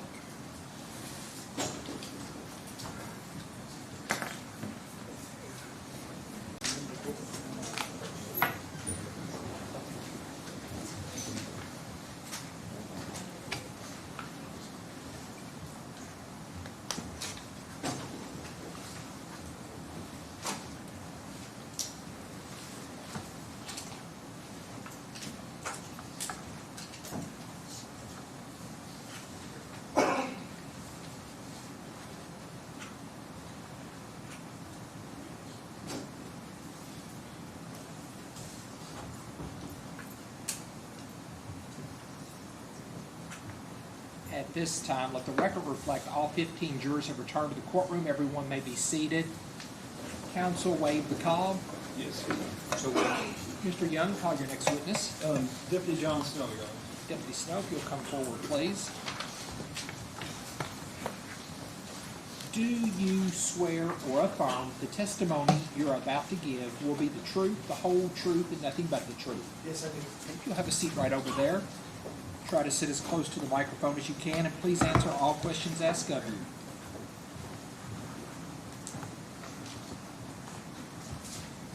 Detective, you were a detective at the time. Deputy now, could you please introduce yourself, ladies and gentlemen, jury? Yep, my name is Jonathan Snow. I'm currently a deputy with Bullitt County Sheriff's Department, but in 2015, I was a detective with the Nelson County Sheriff's Department. All right, and were you the lead officer on this case back in 2015? I was. All right, and I want to go back a little bit of your background. Where do you live? I live just outside of Bloomfield in a little community called Chaplin, All right. northeastern Nelson County. Did you, I think where'd you grow up? A little bit of everywhere, mostly in Indiana. All right. And you said you're currently employed with Bullitt County, is that correct? Yes, sir. Okay, go through your previous law enforcement experience with me. Well, I was a military police officer with the Kentucky Army National Guard for a few years. Started my civilian law enforcement career in 1997 with the city of Taylorsville, which is where I graduated high school. Worked there for just over 2 years and had an opportunity to go to the city of Bardstown. Worked there for a little while. It was a pretty good pay bump from the city of Taylorsville. And shortly after getting employed there, an opportunity came for the sheriff's department. So I applied and was hired there in 2000. Okay. So, Nelson County Sheriff's Office, let's talk about it. Okay. How big is the department? Currently, or When did back in 2015? so we were probably, I don't know the exact numbers, but I think we had like 20 or 21 deputies, and then the command staff and the civilian employees. So we were less than 30 all told. How about the number of detectives? There were 2 of us at the time. Okay, and could you, for those who haven't been to Nelson County, could you describe it to them a little bit about what the size of the population is and the makeup of the community? Yeah, so Nelson County in 2015 would have had roughly 45,000 people. The biggest urban area would have been Bardstown, and then you have 2 other incorporated areas, Bloomfield and New Haven, and then there's 4 other unincorporated townships. I'm sorry, Fairfield is incorporated as well, but they have a mayor, but that's about it. Would you say that it's got a pretty big rural population? Yes, the county would mostly fall under agricultural and rural land. All right. And you were a detective back at the time, correct? That's correct. All right. During your time as a career at the Nelson County Sheriff's Office, how long were you a detective? I started full-time in the detective's office in 2009 after returning back from Louisville Metro Police Department. All right. Up until your retirement? Correct. I was promoted once just before the new sheriff took over the administrative duties of the captain. Okay. All right. It's about 10 years, fair to say you were a detective? Yes. All right. And training. Have you received training on crime scenes? Yes. All right. And handling evidence? Correct. All right. And did you go through your regular DOJ CT or basic training to be a police officer? Yes. I completed the POPS certification in 1998 and had 40 hours or more of training every year beyond that. All right. So let's talk about July 5th of 2015. Mm-hmm. That would have been the day that her car was found, correct? That's correct. All right. So did you all have an on-call detective? Yes, the 2 of us shared on-call responsibilities every other week. So there were just 2 detectives? Correct. Okay. So y'all, every other week you would be on call? Yes. All right. And who was on call this week? Would have been Detective Mike Kaminsky. All right. And did you all receive a call to come in? Yes. I don't know if it was Sergeant Allison or Deputy Voules that contacted Detective Kaminsky regarding this case, but he was contacted and asked to respond to the Sheriff's Department at the time. Did he respond? He did, and he was involved in a vehicle collision on the way there, and so he could not continue his response. So did you get called in? I did. All right. Now, what kind of report were you responding to? So when I got the call, it was Sergeant Allison that called me to advise me that Detective Kaminsky had been involved in a collision and I needed to respond. It was technically a missing persons report, but by the time they had given me the call, her vehicle had already been located on the Bluegrass Parkway. And so Sergeant Allison asked if I would respond to the Bluegrass Parkway for the vehicle. Okay.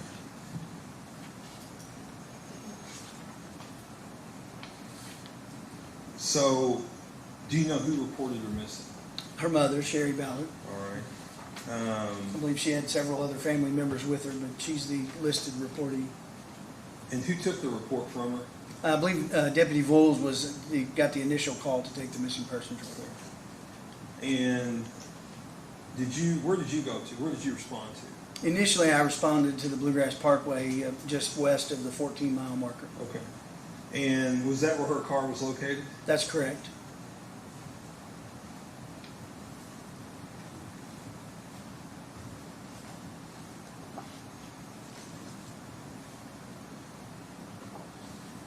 And while he's looking through those, so when you got there, what did you find? So there were Sergeant Allison and Deputy Voiles were already on scene. There were numerous other individuals that were just to the rear of the vehicle. When I got there, Sergeant Allison asked me to come up to the front. He explained to me that the family or someone had found the vehicle and contacted the family, and so the family had responded to the vehicle prior to our arrival and had some contact with the vehicle. I believe they opened the door to the vehicle, looked into it, maybe touched the window, opened the door, but didn't remove any contents or anything from it. Okay. And you said it was at the mile marker 14, is that correct? Just west of the mile marker. You could see the mile marker sign from where it was at. Okay, here you go. I'll take it. So it's west of Bardstown, is that right? Yes, sir. It's heading towards Elizabethtown? Yes, sir. Okay, so about how far out of Bardstown is it? The last mile marker for Bardstown, I believe, is the 25 mile marker. That would be the New Haven Road exit. No, I'm sorry, that's the 150 exit. So exit 21 would be the New Haven Road exit. So then it would be, let's see, is that 6 or 7 miles past that? Okay, so is it still in Nelson County? Yes. All right. I'm gonna actually take a look at those. Just take a look, flip them forward.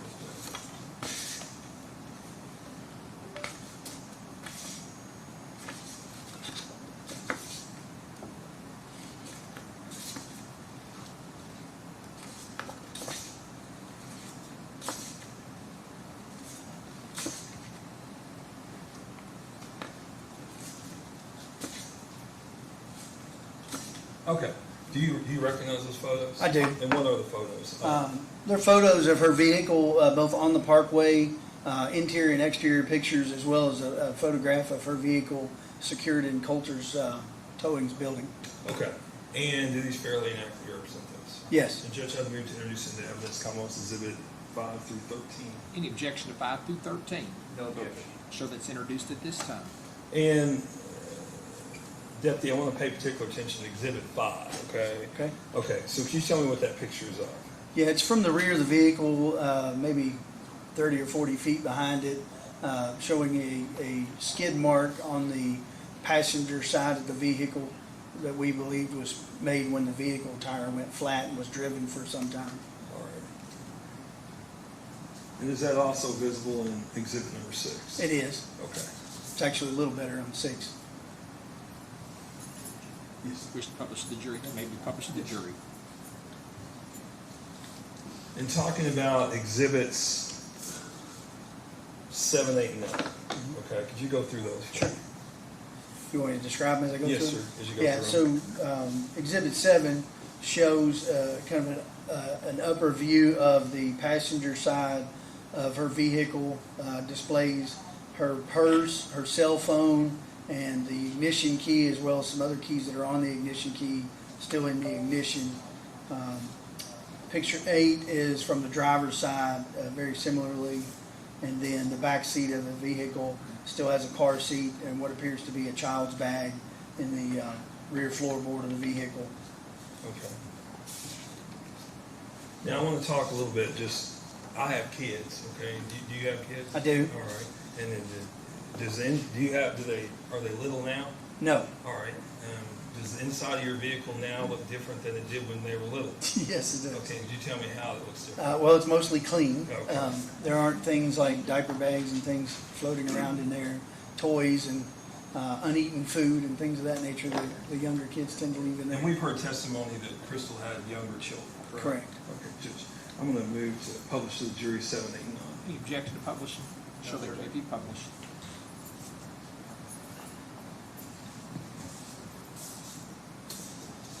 And then finally, we'll talk about exhibits 10, 11, and 12. And 10 is just a picture displaying the license plate of the motor vehicle for identification purposes. 11 and 12 are pictures of the interior of the trunk of the vehicle where there were items related to children, a little red wagon, a cooler with some sodas and high C, I think it was, some kind of punch drinks or something in there with water still in the cooler.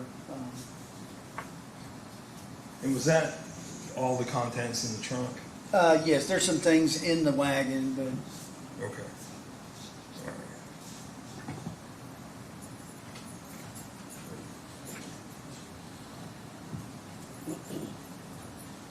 Now, while the car was out there, were those photographs taken out of the apartment? yes, All right. And her phone was in there, correct? that's correct. Could you tell me the status of the phone, or could you tell if it was on or off or what? Yes, it was off. Okay.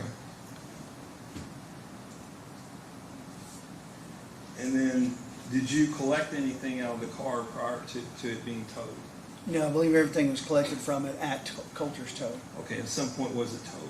Yes, Okay, and picture number 13, could you take a look at that? yes, that'd be the vehicle in the storage, secure storage at Coulter's Towing. So was it stored inside the building? That's correct. Okay. This doesn't have to be published.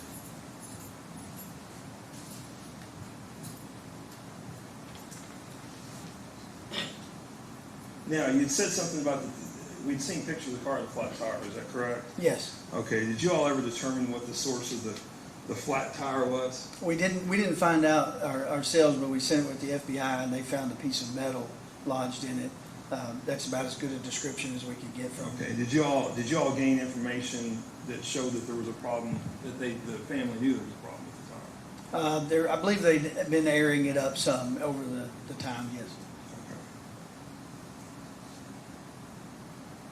Okay. And when it was towed to Coulter's, did somebody follow it or accompany the vehicle? Yes, Sergeant Allison accompanied the vehicle. Once it was inside the secure storage, he removed the keys. I believe he removed the purse and the cell phone, the keys, and secured the vehicle and brought those items back to the sheriff's department. And after the car was brought back, did you stay out there on the parkway? We did. We had several people out there searching, as Ms. Ballard alluded to. The family was out there. We also had several people from Bardstown Police Department and Nelson County Sheriff's Department searching the area. I wasn't out there an extremely long time before I went back to the Sheriff's Department to talk to Ms. Ballard. Okay, so you went back to the sheriff's office? Correct. Okay, and did you talk to Ms. Ballard? I did. All right, and she's described about reporting it. And how was she? She was obviously distraught, which is not all that unusual for somebody that's reporting their child missing, but it is sort of unusual for somebody who's reporting their adult child missing. And she was very concerned about her, said that there was no way that she would leave Eli for that long of a period of time, and certainly would not be out of communication with her other children, as it appeared that she had been, for that duration. All right. At some point, did you reach out to Brooks Houck? Yes, sir. I called him on the phone. Okay, when? That afternoon. All right. And what was your conversation with Mr. Houck? I asked him if he was. Objection. We see counsel at the bench.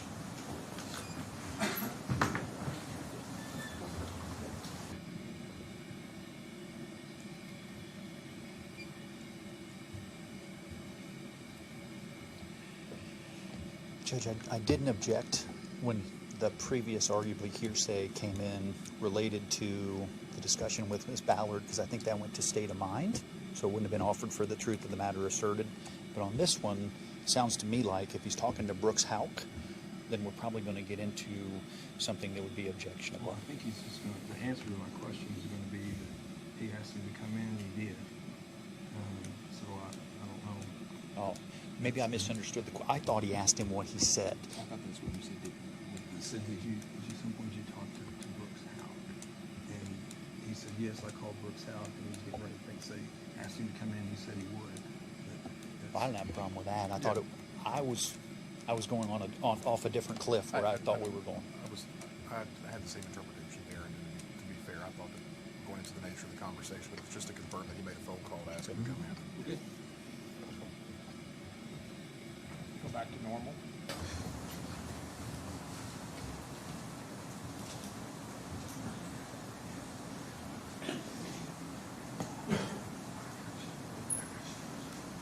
Forgot to turn my microphone off again. So you call Mr. Brooks, Mr. Brooks' house, is that correct? Yes, Okay, did you ask him to come in? I did. Okay, and he did, right? Yes, he did. Okay, now I don't want to talk about what he said, but I Sure. want to talk about, why would you call Brooks out? Well, he was, the information that we got from Mrs. Ballard was that he was in a committed relationship with the person that she was reported missing and had a child with. All right, and up until this point, had he reported her missing? He had not.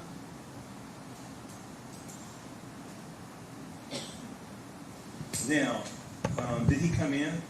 Yes. Okay, and do you know what he drove when he came in? I really couldn't say on that one. I was in the office. I don't remember seeing him pull up. Okay, and did you ask him permission to download Crystal's phone? Yes, I did. Okay, and what does that mean, download her phone? So at the time, we had recently purchased what's called a Cellbrite machine, and it's designed for downloading cellular telephones and not removing the content, but copying the content over onto another drive so that it can be examined without making changes to the phone itself. Okay, so it's just kind of mirrors it. Is that fair to Yes. say? All right. Now, do you know if Brooks Halleck and Crystal's were on the same phone plan? That was the information that he gave me, yes. Okay. Now, did you advise him why you wanted to download the cell phone? Yes, I talked to him about that. What did you tell him?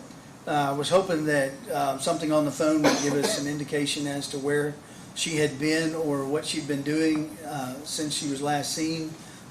Particularly, we wanted to know if the location services were turned on her phone and if she'd had any communication with anyone who might have information with regards to where she had gone. Okay, and it is your understanding, where had she went that night? Are we talking about the night of the 3rd? The night of the 3rd, yes. Yes, so the information that we received was that she and Brooks and Eli had gone to the farm that evening around 7, arrived there around 7, between 7 and 7:30, and that they had, his description, walking around the cow pastures with the cows. So, for several hours. you talked about the farm. Whose farm is it? It is owned by Brooks Houck. Rosemary Houck, his mother, resides on the farm. Okay. Resided on the farm in 2015. In 2015, was she the only person that resided on that farm? Other than potentially a live-in boyfriend, I think they kind of went back and forth between his house and hers, but yes.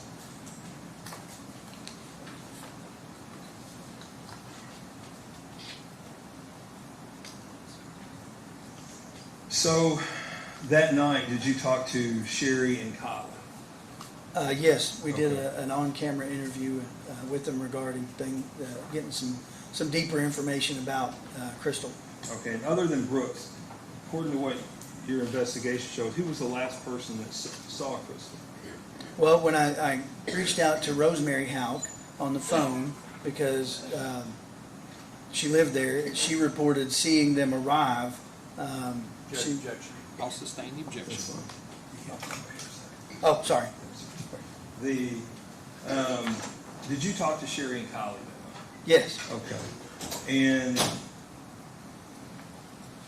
you've heard Ms. Ballard testify that they had made calls attempting to talk to her, is that correct? Correct. Okay.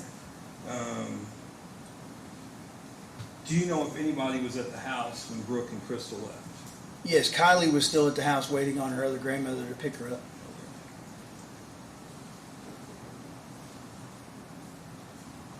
Now, did you also take into consideration what means Crystal had?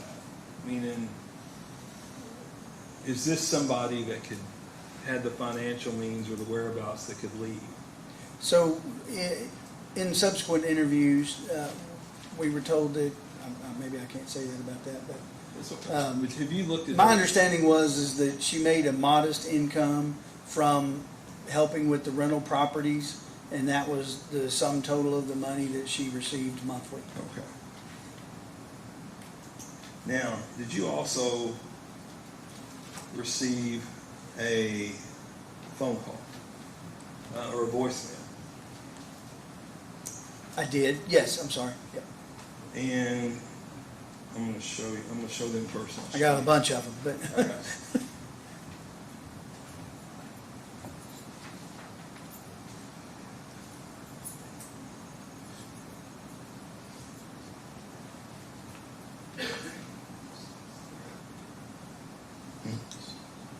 Mm-mm.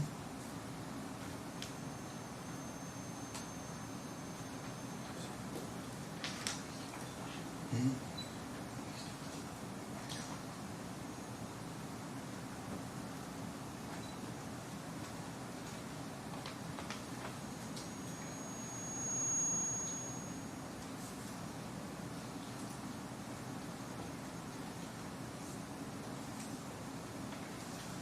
Yeah, approach with this, right? You may. So, I only want to talk about one thing on this piece of paper. Could you take a look at this and tell me what this is? sure, it's notes that I would have written down as I went through, probably voicemails and messages from people. Okay. And could you tell me, do you recognize the handwriting on this one? Yes, I wrote that. Okay. And does it have a date and time on it? It does. It's dated July the 5th at 6:43 p.m. And is there a number on it? There is. What is it? 270-312-3726. And whose phone number is that? It says Stacy with a question mark, Okay, so that's all we need to know. Would you have taken that note? yes, it was my habit to write sticky notes about voicemails to receive, and with the potential of maybe passing them to someone else to return a call or returning it to myself. And would you have wrote down the date and time? Would that have been the time you took it off the voicemail? It was- Or would it have been the time it was stamped on the voicemail? It was probably the time that was stamped on the voicemail. yes. Okay. And so this would have been reported the same evening she was missing, is that Correct. Okay.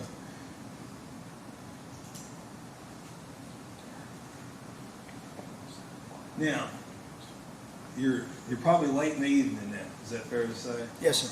Okay, and that's on the 5th. So on the 6th, what all happened on the 6th? So I came into the office early. I believe we plugged her phone in because it needed to be charged for the Cellbrite download. When we plugged it in, it powered on. We charged it. Seems like it took a while for it to charge back up because it was completely dead. And we downloaded it or attempted to download it. As I said, the technology for us was fairly new, and so we were having difficulty with the Cellbrite at the time. Sorry, let me open my. We had already done a lot of the things that you would already typically do for missing persons. We had her entered in MCIC prior on that evening that she was reported, so we hadn't gotten anything back from that as of yet. So what does NCIC? It's the National Crime Information Center, so it goes all over the country. And if someone in law enforcement were to have a contact with that individual, if she were to be identified in a traffic stop or a pedestrian stop or be involved in a crime of some sort or something, somebody had the occasion to run her social security number, we would get alerted to that, and then they would get alerted that we wanted information regarding that encounter so that we could identify the missing person's location. So you put it that way, if somebody's ever stopped and they're missing, you all would be alerted. Correct. All of our missing persons reports go into NCIC. Okay. And what would happen when you all are alerted? We would make contact with that agency in hopes that they were still with that individual. Sometimes it doesn't work out that way, but at least you have a general idea of where they are and what their, condition is. If they had contact with them, they could tell us whether they were distraught, whether they were confused, or whether they were perfectly healthy and said they didn't want to be found. Because that agency, that individual who ran her, would have known that she'd been reported missing in our jurisdiction.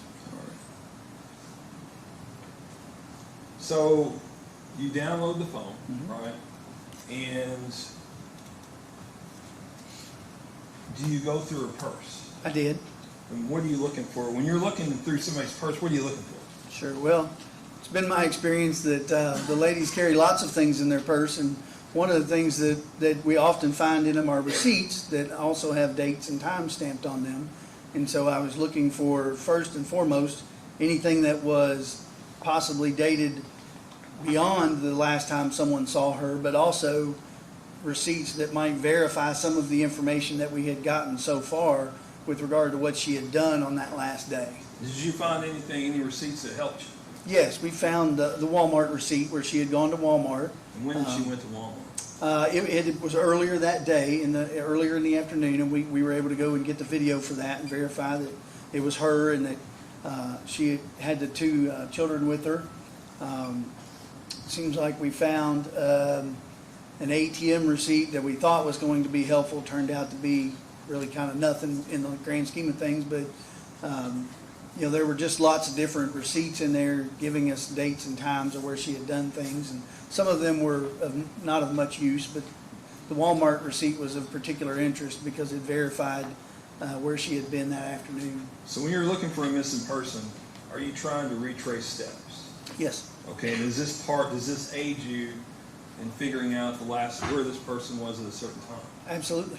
Okay, and I'm going to ask you to look at comments. Is it 14 or 18? So 14 is just receipts, Walmart receipts and the like. Most of them Walmart, I think, a couple dollars in the receipts it looks like. 15 is just a larger picture of those. 16 has her identification. Sorry, I'm behind the microphone. Has some coin and her identification, that debit card. Looks like maybe some kind of a health insurance card in it. Some other paperwork, a couple of kiddo things, looks like. Ink pens and the like, things of that nature. A charm bracelet, some keys, things you might find in a lady's purse. All right, and you've been doing this a minute, right? Correct. Okay, does somebody leaving their debit card and driver's license behind consistent with someone running off? It did not appear to me that she had left on her own, given what was left in the vehicle. Okay, and how much money did she have in her purse? Just a few dollars. There wasn't much in there. Judge, I'd move to introduce, this fairly accurately represent what you found in the purse. Yes. I would move to introduce comments to 14 through 18. Any objection? No objection. We don't need to publish this. So 14 through 18 have been introduced at this time.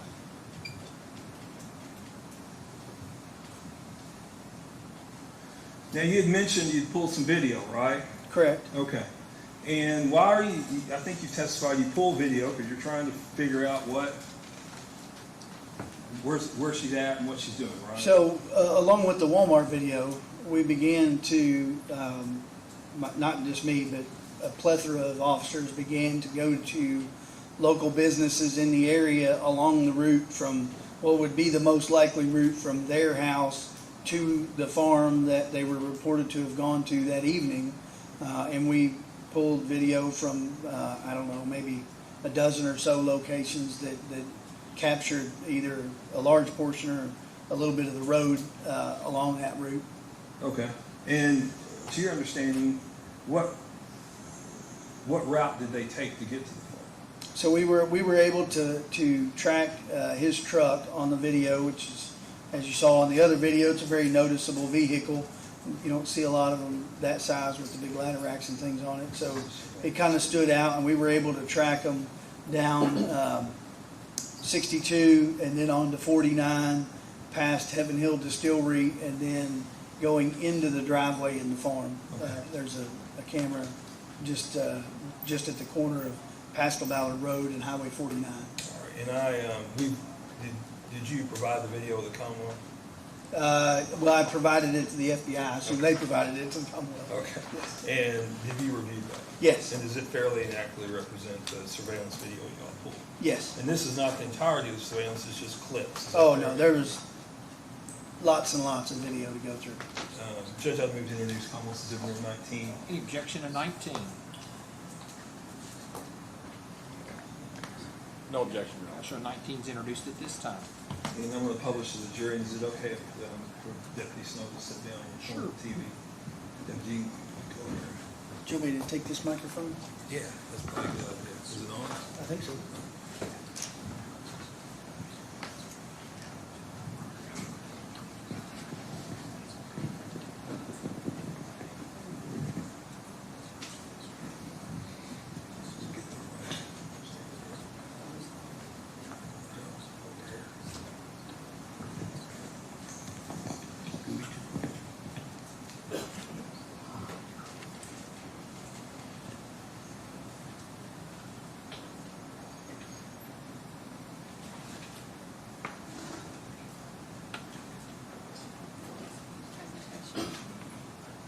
Technical difficulty.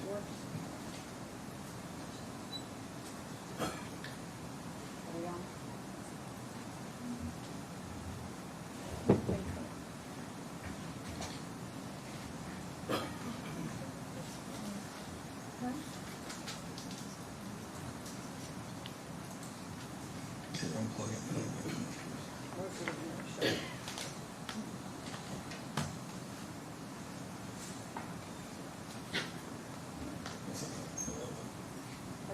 Yeah, come on, John, grab a Okay, seat. sure. It's technology. It's great when it worked. So, were you all able to verify that Brooks' truck into the farm? Yes, we were able to follow it on several of the videos. Okay, and were you able to follow it basically down the route that he would have taken to get to the farm? Yes, Okay, and did you verify that in fact it turned on the road where the farm was? that's correct. Okay, could you verify that it actually went to the farm, or could you just verify that it turned on the road to the farm? Well, the camera only captures a few hundred feet of the road that leads back to the farm, the Pasco Valley Road. So there's nothing else back there. There's nowhere to go when you get there. There's a cul-de-sac about halfway beyond the farmhouse, and then there was a road, a private road beyond that, but it doesn't go anywhere other than to the farms. Okay, and what time was that?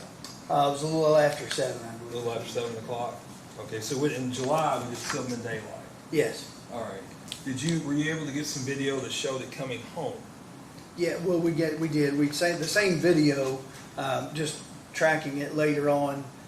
We have it leaving the farm just before midnight and on through in succession through the cameras that we already had footage from going back toward the residence. Okay, and do you believe, at some point did it arrive home, you believe? Yes, that's what we believe. We didn't have a camera on the house itself, but it certainly goes back that same route. Sometime after midnight? Correct. All right. So, you verified that the truck went to the farm and the truck come home, right? Yes. And it was there for 4 or 5 hours. Okay. So, at some point, did you go to search Brooks' house and truck? Yes, Okay, and did you do that? we did. Okay, and did you all find anything of any evidentiary value? No, All right. And you all canvassed the neighborhood? we did. Okay, and explain to ladies and gentlemen what canvassing the neighborhood is. Sure. So several of the officers, probably from both jurisdictions, Bardstown was helping us out quite a bit then, went to the neighbors and talked to them just to ask them if they had any information, if they saw anything that night, anything like that. Oftentimes when they're not home, we'll just leave a card in the door with whichever officer made contact, or they might have passed out my card since I was the head detective at the time. Okay. And were you all able to establish the time, strike that. Did you all go to the farm at some point? We did. Okay. And was that on July 6th? I believe that was the first time I went to the farm, yes. Okay. And was anybody there? Not on that day. I say that. I can't remember if Larry Mock was there or not, but Neither Rosemary nor Brooks were there. Okay. So did you all do any search that day? No, I called her on the phone and she said I could, but I didn't feel comfortable doing that without someone there present, so And did you obtain a search warrant that I day? did. For the farm? Yes, Okay. At some point, Crystal, we've heard, was married. Did you interview her husband? yes, I spoke with Keith Rogers. Okay. Were you all able to verify that her children had been dropped off? Yes, he informed us that she dropped them off after they had gone to Walmart that afternoon. All right. And are you all getting, I know Ms. Ballard's talked about tips. Tell the ladies and the jury about the amount and volume of tips you all were getting. We were inundated with them. We didn't have near enough personnel to return calls timely, to take calls timely. The dispatch KSP post was getting crime stopper tips. We were getting calls to the sheriff's office. We were getting messages through Facebook. I would guess that in that first week, we probably got well over 1,000 tips. Yeah. Okay. Did you all follow up on as many tips as you could? Yes. If they left a phone number or if they gave specific enough information for us to track down what they were talking about, I feel confident it got followed up on. Okay. Did you all also receive some unusual tips? Yes, we got, I have a whole file of mediums and psychics and things that called in wanting to provide information with regards to what had happened to her. Now, you have Crystal's car in storage, correct? Yes. Is it a First secure time. storage? Yes. Okay, did you all search the car and have it processed? Yes. Okay, explain to the ladies and the jury about searching the car and what is processing the car. Sure. So Bardstown Police Department at the time employed a crime scene tech, and so the sheriff made the decision to have that individual go and process the car while we were doing other things. And processing the car just basically means, it could be fingerprinting, it could be swabbing areas of it that are commonly touched for DNA, collecting hair, collecting chewing gum, collecting trash, just a wide variety of things. Anything that crime scene tech thinks might be important to the investigation. And then they kind of make that decision while they're on scene looking at it. Okay. And was there samples collected? Yes, Okay, and were they sent to the lab? they were. Okay, and did you all gain anything of any evidentiary value out of that? No. So, on July 7th, do you all conduct a search of the farm?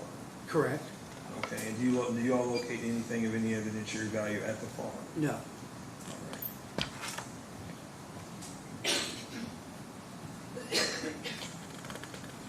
Now, on the 8th, are you all still working on going through video? Yes. Okay. And what about tips? Are you still getting tips? Oh, yes. Okay. Did you receive any call detail records that day? Yes, I believe I got the first set of Bluegrass records, Bluegrass Cellular, which was what Crystal and Brooks had, who they had their phone service through. Okay. And did you notice anything on the phone records that piqued your curiosity? Yes, I discovered a phone call shortly after midnight to Mr. Houck's phone. Okay. And what was the number on it? Do you know? I don't have it right. That's okay. I don't have the call records in front of me. That's okay. Did you later find out whose phone number that was? Yes, I did. And who was that? It was Steve Lawson's. All right. So, did you bring Mr. Houck back in that day? I did. All right. And did you inquire of him about that phone call? Yes, we had a pretty extensive interview. I asked him about that phone call. And I'm going to stop you real quick. Sure. So, did he know who that number was? He initially indicated that he did not, or he was not familiar with the number. And then, did you all call that number? Yes, he began to enter the phone number into his phone and put it on speakerphone and dial it. And he said, "Oh, that's Steve Lawson's number." Objection, Judge. I'll sustain as to what he would have said. Okay.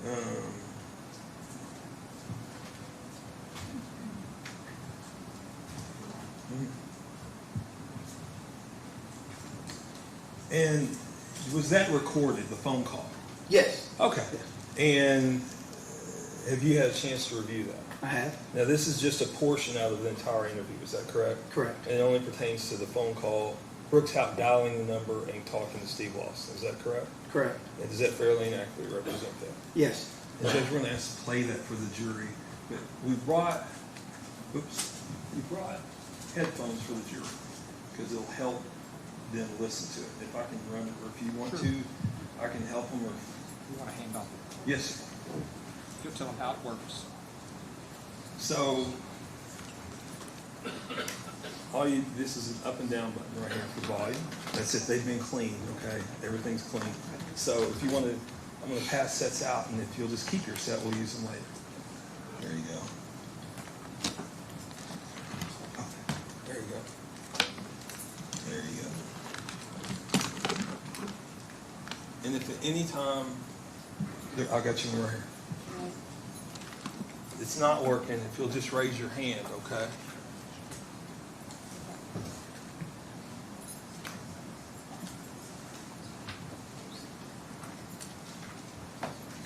Everybody will put them on, I'll tap this and we'll see if they're working. You want to click the up button. Does it light up? Okay, can you hear that? Okay. The judge has a set too. Sure, over there can hear. Yes, sir. Is your work?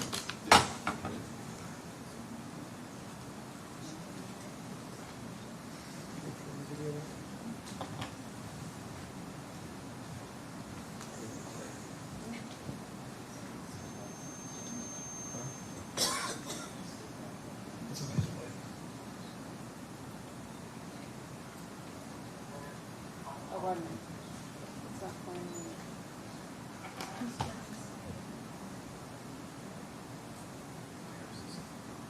Is it up there?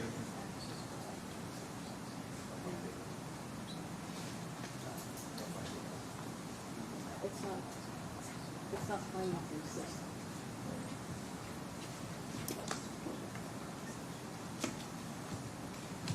There's another USB cord in my bag, or a HDMI cord in my bag if you need it. We just practiced this right before we started, so. Got it on the left, all laptop presentation.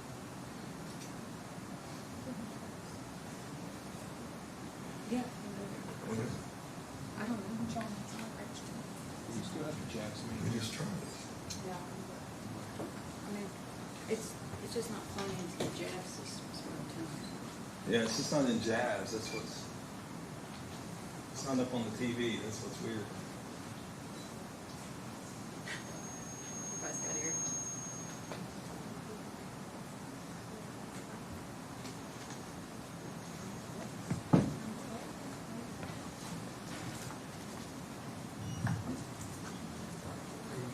Don't know.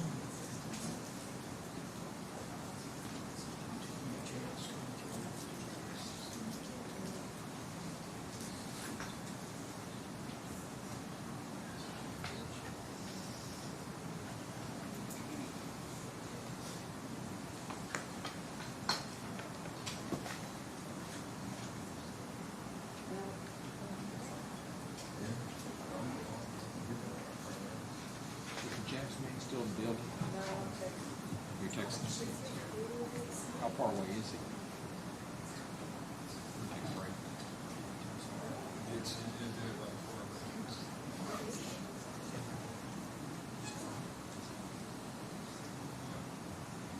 We'll take a break. Yeah, I'll see if I can. Apparently, we practiced this before we came in, and now it's not working. So what we're going to do is take about a 10-minute break. Please remember the admonitions that are still in place. Do not discuss this case among yourselves. Do not let anybody discuss this case with you. And if anybody attempts to decide to discuss this case with you, I need you to immediately report that to me. And you're not to finally make up your mind about the case until you've heard all the evidence, received the instructions from the court, and gone to the jury room to consider what your fellow jurors have to say about the case. Okay, why don't we hang on about 10 minutes more since it's now working, because I'm afraid if I'll take you out and come back in, it won't work. So let's, We approach.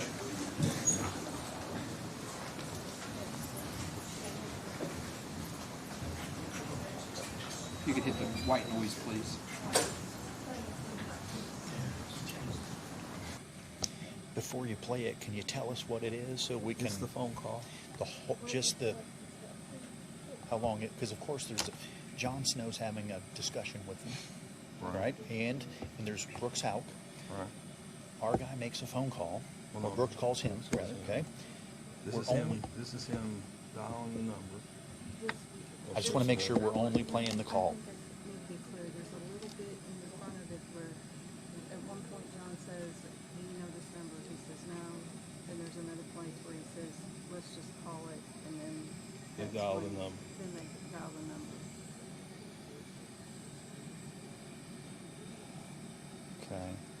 Well, it seems to me like the phone, the discussion with my client, I can't object to. However, I don't know if his assertion that he doesn't recognize the number should get in, because that's an assertion by Brooks Hauk, and it's not an assertion by my client. So I'm going to object to that part of it and ask that we only play the conversation when my client's a party and no lead up to that. Just, we're not offering anything for the two. We're just poking the number in, so I don't know who the number is, so he calls it and redials it and goes, oh, it's Steve Lawson. And that's all he gets. I think what he's objecting to is the part before where he says he doesn't know No, whose what number the it is. number is, and that is on there, I can forward that through, I just didn't know it, and I'm so sorry, we were gonna let them go, and then not let them go, We'll and I take that 10-minute apologize. break and you can fix that on the I tape will then. fix Start it that. so that it'll start where there's no I'm objection. sustaining your objections to the part before, that we just started from dialing the number. Thank you. All right, ladies and gentlemen, you could, Brandon, okay. We're gonna go ahead and take that 10-minute break now. So if you could leave everything in your seat there, the same ammunitions are still in place. We'll start back at 3:40. So be back in 3:40.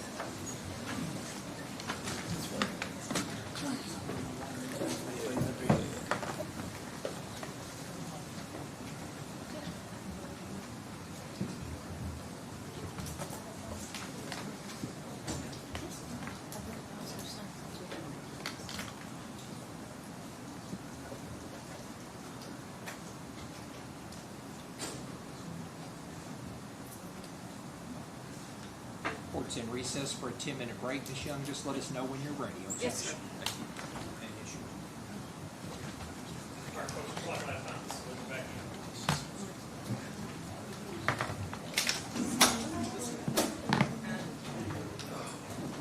They're on the phone record, they're here.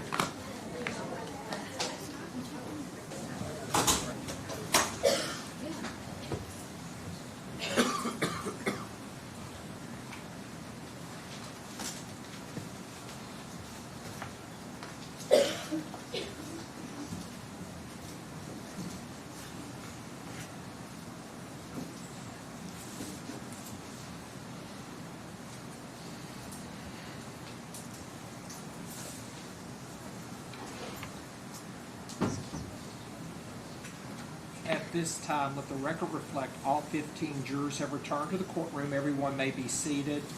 Counsel waive the call.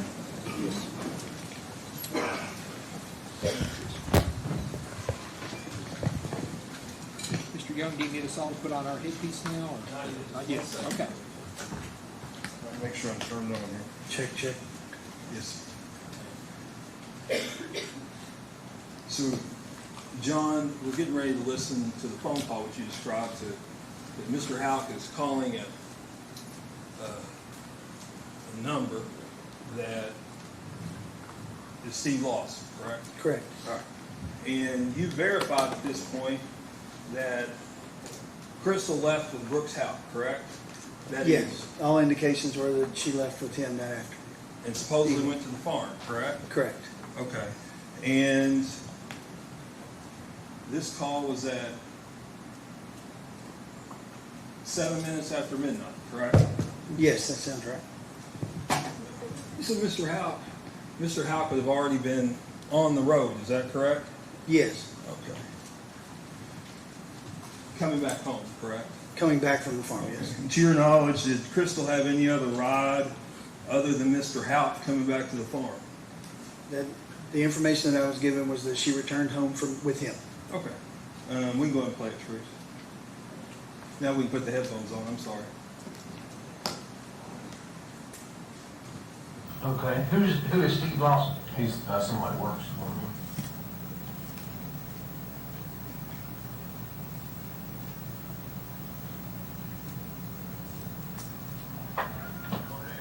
Hey, Steve.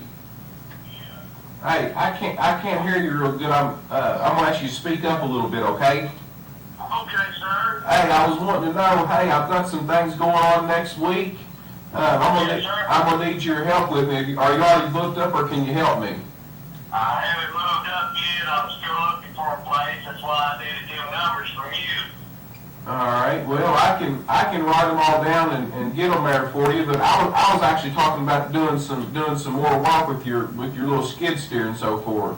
Mine's still broke down.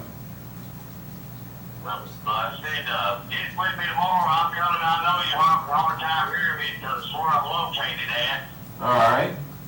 So, just get in touch with me tomorrow. We'll see what we can do. But I just want to tell you, I'm sorry about everything that's going on in your life, brother, and I got you in my prayers.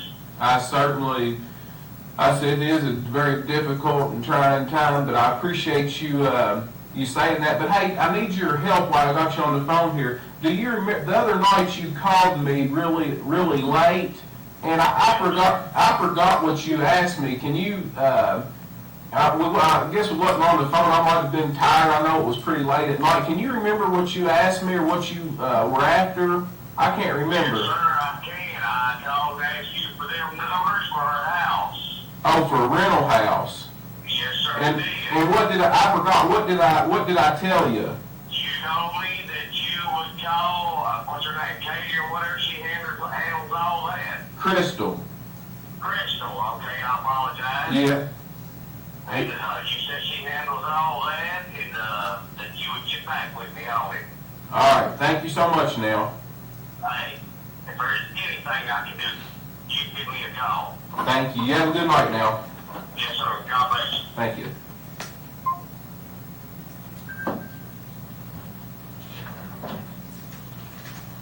Now, that call was actually on July 8th that the Brooks Houck made to Steve then, correct? Correct. Okay, but they were discussing a call that was made on July 4th, a little bit after midnight, correct? Yes. Okay.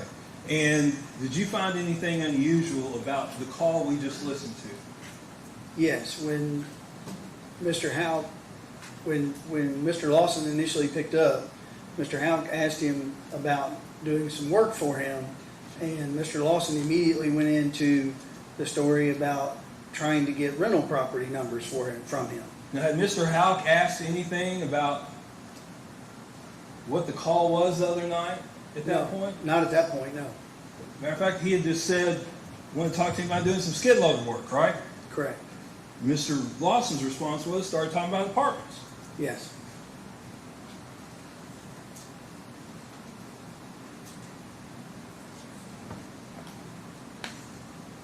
Now, Or rental houses, I guess, Rental not houses. apartments, but rental houses, Okay. yes. rental houses. And I think on that, Mr. Houck said that he would call Crystal, correct? When he, as we just heard, when he asked Mr. Lawson what he had told him, he told him that he would get a hold of Crystal and get him those numbers. Okay. And the presumption being, when that phone call was made, if Crystal's going home with him, she's sitting next to him. That would be my assumption. Now, did you also download Brooks Houck? Yes, Okay. With the Celebrite machine like you described earlier? correct.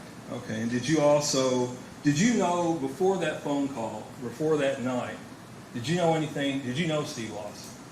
No, Okay.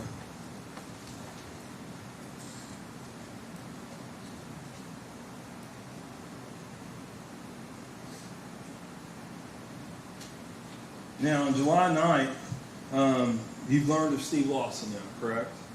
On the 8th. On the 8th. What did you start doing on the 9th? We had a lot going on. I tried to get a hold of some other people regarding interviews. We were discussing where we would go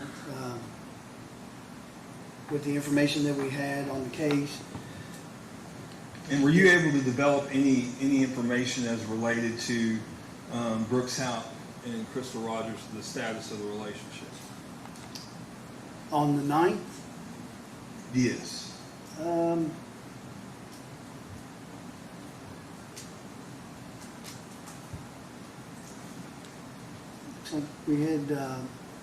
like we had a vehicle taken into the crime scene processing.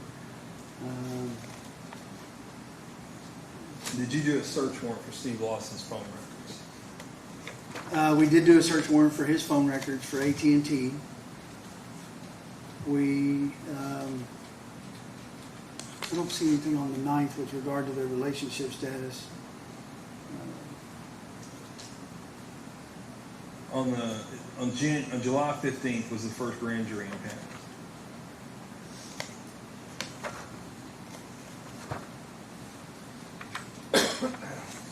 I'm sorry? July 15th of 2015. Was Did who? they start hearing evidence, the grand jury? Oh, yes, I didn't, but yes, the Nelson County Grand Jury did, I'm sorry. Yeah. All right. And did you start interviewing workers on July 27th? Yes, we interviewed numerous people that, to classify them as workers, I think I put that in my report, but most of the people that quote-unquote worked for Brooks Hout were subcontractors, self-employed subcontractors. So, yeah, we started interviewing multiple people, trying to gather information about his comings and goings, about their relationship, about what part of the business Crystal was involved in running, that kind of thing. Okay. Were you able to develop anything as related to the relationship? Yes, we talked to a few employees that had seen some explosive encounters on job sites between the two of them. One particular individual, I don't know if I'm allowed to say it or not, but gave a lot of information regarding that. All right. And on August 13th?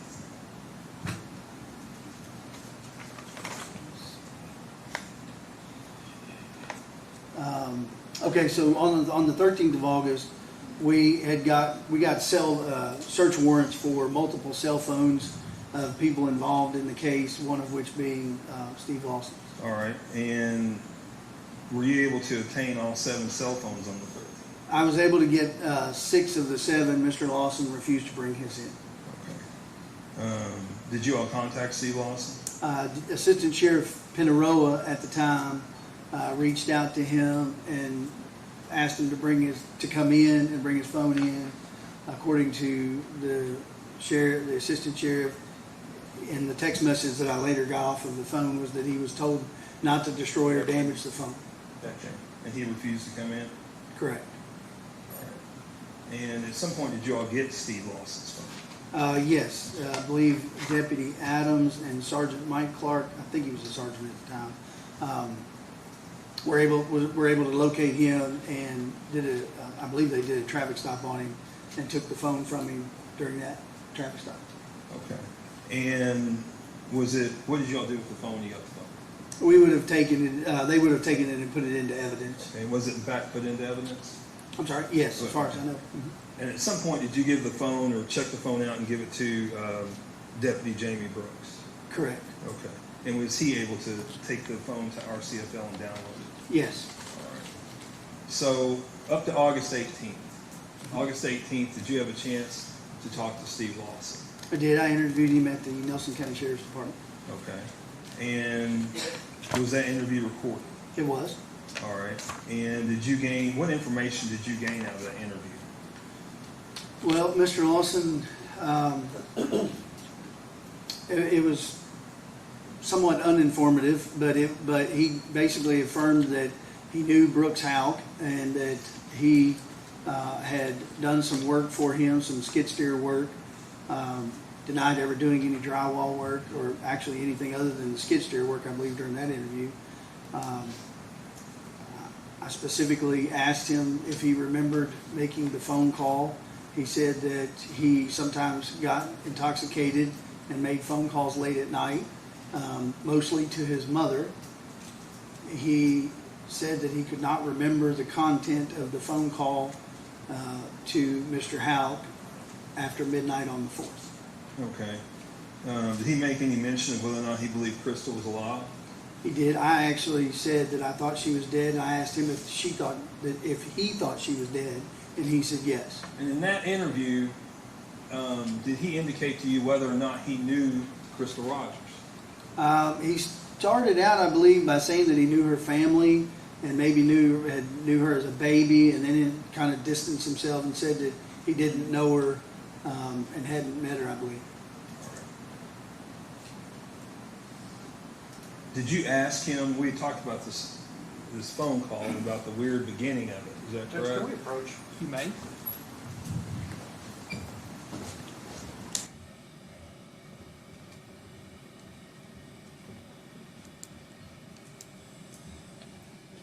I assume you're going to play the call. I'm getting ready to play. Yeah. Then I think the best evidence is to play the call instead of continuing to ask this witness what my client said. Just play the call. Judge, I'm allowed to put on what proof. I mean, as long as it's within the bounds of evidence, I can. I'm allowed to ask him what was happening in the interview and his take on it, and then play the call. Here's what happened before that I'm a little concerned about. He asked this witness if something that he saw he thought was weird. I should have objected at that time. That is completely not appropriate for a detective to tell us what his personal belief was about items of evidence, and to state to this jury that he found something that somebody did to be odd is not appropriate. That's not appropriate evidence. It's not appropriate opinion evidence by a layperson. Sir, if you make a contemporaneous objection, I'll be glad to take it. I understand. What my point is, before we keep going down that road, I just want to make sure that if he's going to play the call, can we just play the call instead of asking him? We're getting close. Okay. Playing the call. If I'm there's ready. more questions. I'm getting real close. Yes, Okay. Yes, sir. You may carry on. Yes, sir.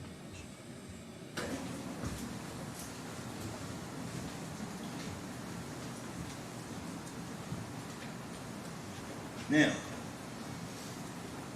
did you ask the defendant about the July 3rd, 4th phone call after 7? I did. Okay, and did he remember it? He seemed to remember making the phone call, but not the content of the phone call. Or I should say, probably he acknowledged the potential for making the phone call. He said he gets drunk sometimes and makes late night phone calls. Okay. And Judge, we can go ahead and play the interview at this time for everyone to go ahead. All right, put on their headphones again, please.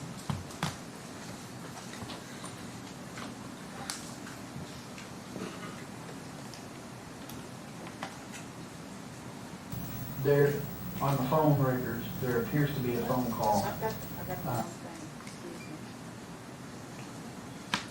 Sorry.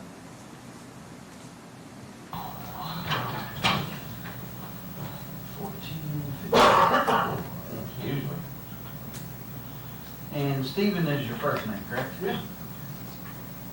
Is it PH or? PH. PH, yeah. What's your middle initials? E. Lawson. And, let's see, I got a phone number. What's your date of birth?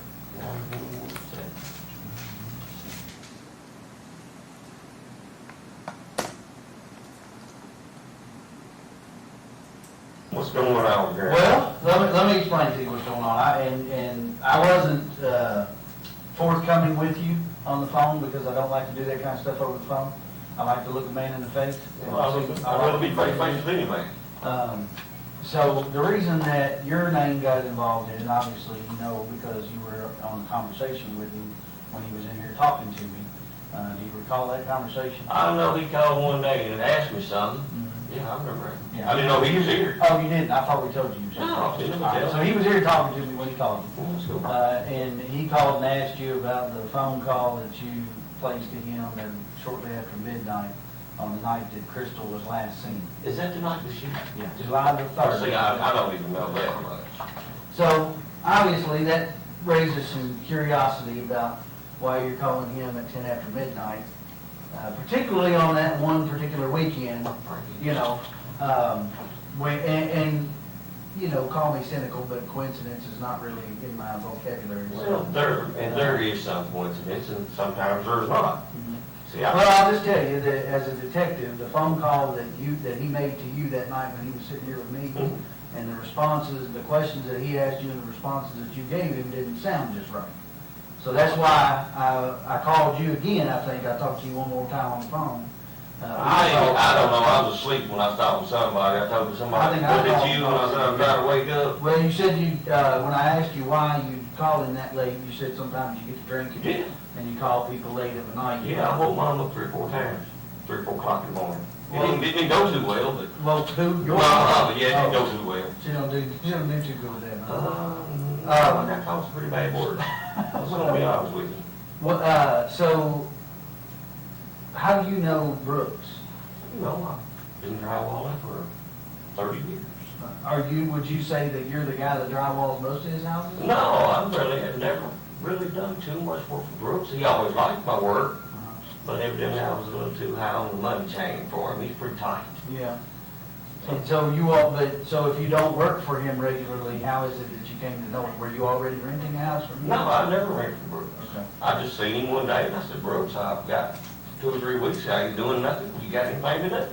He said, yeah, come and help me. I could call him now and tell him if I ain't got nothing to do, you tell me to come in. So what did you help him do? Did you drywall for him? No, I run but some people talk about that, I call it a skin over. I'm just talking about. Okay. I skin all the grass off that lot. Is what I do. He didn't tell you that? No. He should have told you that, because that's what I've done. I can show you skin free. Oh, I'm sorry. Let me count here. 2, 3, 4, like 5 months of skin. Where at? Cotton Fields or one of the other subdivisions? Right out at Woodlawn Golf Course.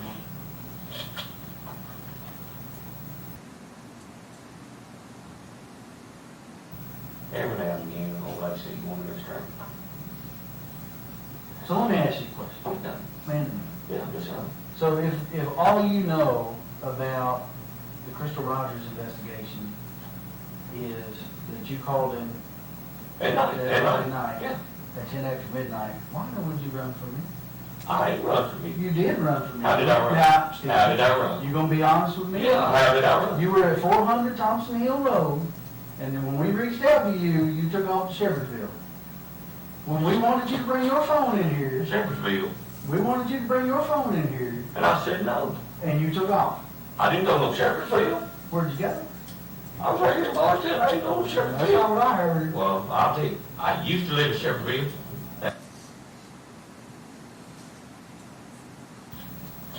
So I did not go to Shepherdsville. I'll tell you straight up, I didn't go to Shepherdsville. Why didn't you come in here? Why should I have to? I haven't done anything. Because I had a search warrant for your phone. I'm not at that point in time. Oh, yes, I did too. I was like, well, the hell, this phone belongs to me. You know, I And paid. but you know what? If you'd come in that day, we would have hooked it up to the machine, downloaded, and gave it right back to you. Now I had to ship it all the way to Ohio, because that's where the FBI got it. I don't even know why anybody would want one. Because it's, I told you why.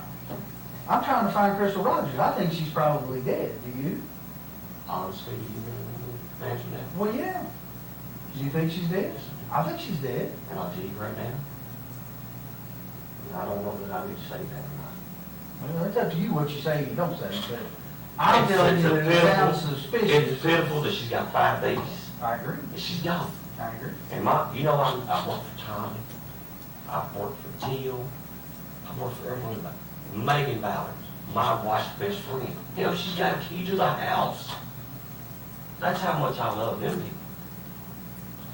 Hell, he built that house out there. Tommy was in there.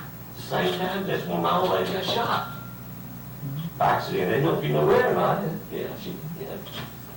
But, like I said, I've known my mom my whole life. Gave me a chance when I was 16 years old. So why not come in here and tell me what you know? Well, I don't know nothing other than I was drinking and called him.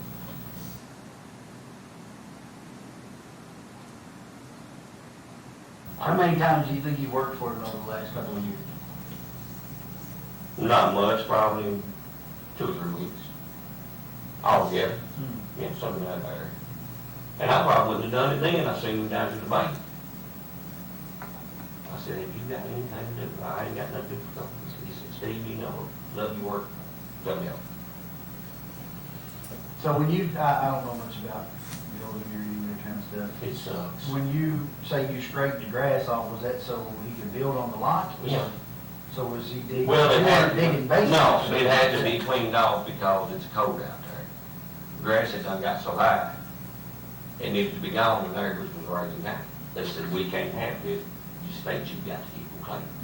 So he said, clean the damn things. I said, no problem, I'm on it, So buddy. you take it back down to dirt so it doesn't have. Yeah, any so, rust? yeah, I took, it was full of thistles and everything, of course, they were growing on it.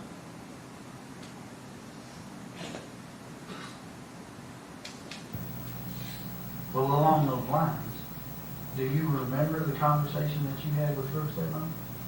Not really. Told you I was drinking.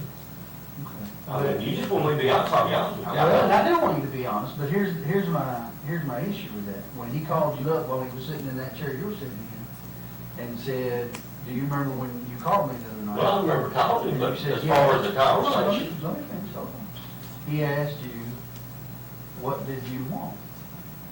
And you told him, do you remember what you told him you wanted? said, do you know? Yeah, I did Well, know. just- I was sitting right Well, there. they tell me what I said. Well, but here's my thing. How would you remember it then and you don't remember it today? I don't remember a lot of things. But you did remember it. I mean, I remember calling him, man. And you answered his questions on the phone. He had you on speaker. I mean, that's fine. If y'all say I did, I did. I Well, believe I'll show you the video. That's fine. We're in here. I'm sorry with you, man. That's So, one thing. I don't lie to nobody. It is what it is. So, but if you were drinking, Yeah. enough to be calling people at 10 after midnight, Yeah, that's probably wasn't a good thing in the first place. Let's make that straight. then how do you remember did he tell you what to say when he called you? When did he tell me what to say? Well, how do you remember what you said to him? You said you answered his questions in the interview. Well, I can tell You you what told I did. him. Well, but here's my thing, is I don't want to tell you what you said. Oh, okay. I want you to tell me what you remember. I don't remember much. When I'm telling you, here's the way things go. When I hit my head in 2003, I ain't gonna use that for no excuse. I do forget things. I don't like to forget things, but I do. Sure. You know, and that sucks. So what I'm asking you is, how did you remember that night when he called you? I Did mean, he tell you what to say when he called? not that I know of. Why would he want to tell me what to Wait, say? wait, wait. That's not really an answer, Steve. What he wants to Not that I know of. Well, that's what Did I'm he saying. tell you or did he? No, that's what I'm saying, but why would he tell me what to say? Well, if he's got something to hide, he might want you to answer a question a certain way. Well, I'm telling you right now, I won't hide nothing from nobody. I said, I'll tell you that, and you might arrest me right here when I say this. I boy took a swing at me here just about 2 weeks ago, or 3. So I put a knot on his head. And I didn't have no choice, you know. You don't let the kids beat you up. Oh, I'm not here about it. I mean, that's what I'm saying. I'm here trying to find a missing woman. That's what I'm saying, though. This is what I'm saying. I won't even lie about that. If I got arrested for it, if you arrested me for doing that right now, I still won't lie to you about it. It is what it is. So how then did you remember the conversation when he called you on the phone the night that he was Brother, sitting in I the chair? don't know. You really want the answer? I don't know. If you don't like that answer, I'm sorry. I mean, I don't want us to tell you. Did you talk to Crystal that night? I seen Crystal one time. He brought her, I think it was a red car. Drove up out there to, where I just told you, Woodlawn. They were both in it. I didn't even know he had a child with her until all this took place. Didn't know she had a baby with the gentleman. I thought the man was single. Well, when he called you sitting in that chair, and you said, he said, why did you call me that night? And you said, to get phone numbers for rentals. Well, yeah, my daughter's trying to rent a house, not me. My daughter's trying to rent. But he said that he told you that you'd have to call back later and talk to Crystal. Was that, I don't know who Crystal was at that point. That's what I'm saying. I didn't know who took care of any of his housing, not nothing. And my daughter is still trying to rent a house from him, right now. Whether she gets it or not is a different program. That's between them. It's got nothing to do with me. It's that simple. Would I rent a house from him? Maybe. I don't know if I would now or not, because I done got wrapped up to a friggin' mess because I'm an old country boy and trying to make an honest living. And I done got wrapped up in a mess over nothing.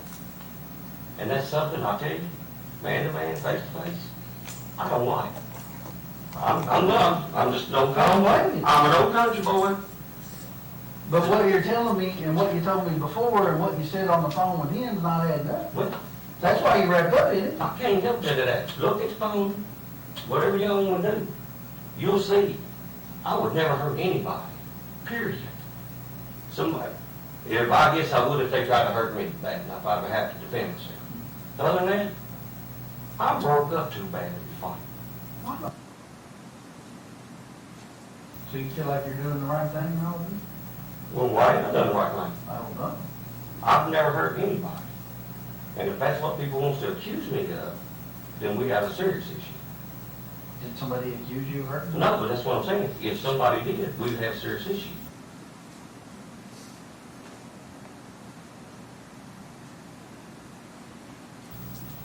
So you're telling me, man to man, look at me in the eye, that the 10 after midnight phone call that you made to him on the night she went missing is just a coincidence? You damn right it is.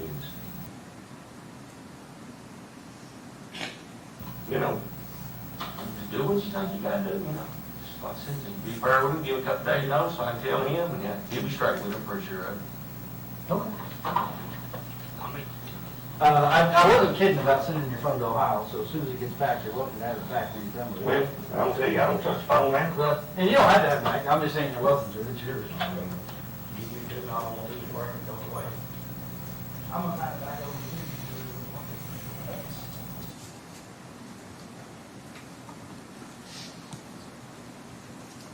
Now, in that conversation, we heard Mr. Lawson mention 2 or 3 times that he never hurt that girl. Correct. Is that correct?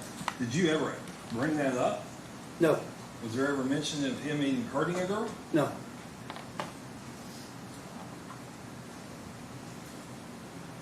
Did you ask him during that interview if Brooks asked him what to tell you what to say?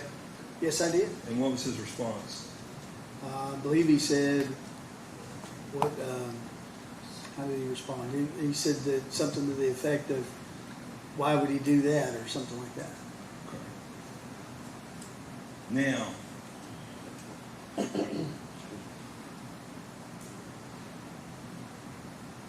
did you get his phone? Did you download his phone? Yes. Okay. And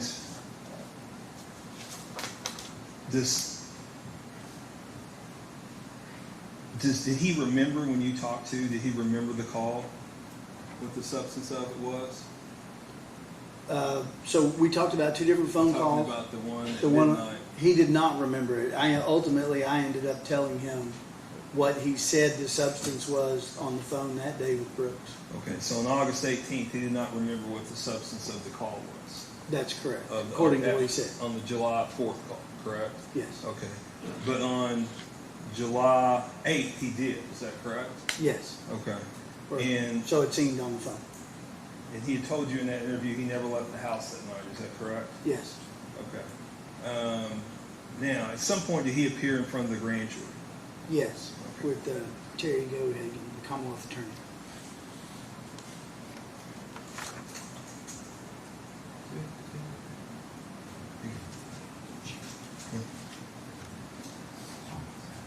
How long was this?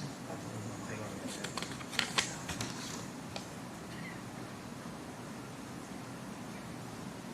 18.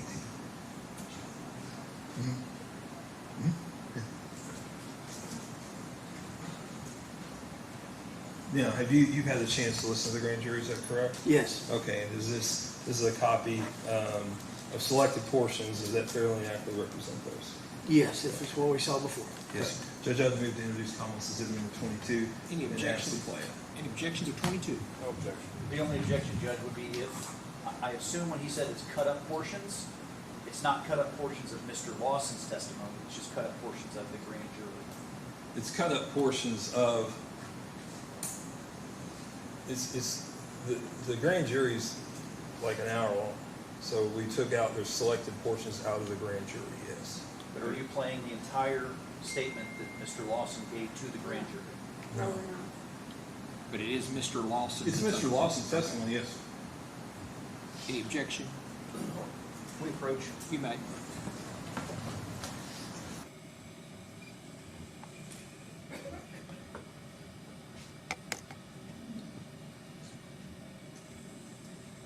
That's all. I understand that the Commonwealth is allowed to put on what they want, but out of kind of a flow of this thing, I would anticipate that we would want the entire, if they're gonna just play 18 minutes, we're gonna want the whole thing played. We can do that, but does it make more sense? They can't do that. They can't play their own cards. He has to get on the witness stand. Well, they just can't pick pieces of a grand I jury. can give you the cases. I'd like to see those cases. Doctrine of completeness requires them to play. So could they theoretically, Judge? Then could they? We play one question and then an answer from another question. No. Right. My point is, if that's No. These are complete questions, answers. They're not. These aren't Most of the credits are Steve stuff talking that for you don't 20 want them minutes, to get in. Trying to. really, Yeah. it is. Yeah. You're doing us a favor. No. I just don't want to stay here for an hour. You know, and I Mr. mean, I got him Lawson's not a talking about- short-winded person. When he answers questions, he talks about 20 things that are irrelevant to the question. And so those things have been cut so that we can actually get to the point of what was the answer to the question. Well- I'll allow the Commonwealth to proceed and play their portions, but certainly if there's something being misrepresented, you have a right to ask about, is there something else on that tape that's missing? So I assume you've not made a ruling then as far as whether if we want to play the whole thing? Is that? I have not made a ruling on that. They said they had some case law on it, and I'll be glad to look at that, so. We're getting late in the afternoon, I don't think we're gonna get to your cross on this. Who wants to look at case law at this time anyway, right? But I'll let Okay. you go ahead and proceed. Like I said, if you do think something's being misrepresented, I'd certainly allow you to cross-examine about all that. Would you folks be willing then, when we leave here, just so we can, I'm not gonna, I can send it to you. yeah, would you mind doing that? I can do that. Well, if we're not getting to our cross, then we can, we'll have to rewatch it again this evening to see if there's any material I mean, that's, stuff we're concerned about, I guess. It's looking like maybe it's 18 minutes, it'll cross will be tomorrow, so. yeah, so, Yeah, that's my point. as long as we're on the same page, you folks will send us a copy of that so that we can then compare it to the full thing and see if we think there's any misrepresentations and or other Take the issues. one and- You want us to take that? I don't care. I mean, as long as they bring it back. I mean, Do what's that? I can take the flash drive and just add if they want to. I mean, if they bring it back. I got an idea. How about we take it, because I don't want to take it, I think you already introduced it, you're getting ready to introduce it. So then it's evidence, so I don't want to take that from the courthouse, but what we could do, we'll take it back to council table right now and have one of our gals download it, and then we can give it back to the court and it can stay in evidence, and we don't have any issues with removal of evidence from the courtroom. Perfect. Okay, go ahead and play your portions. Yes, sir.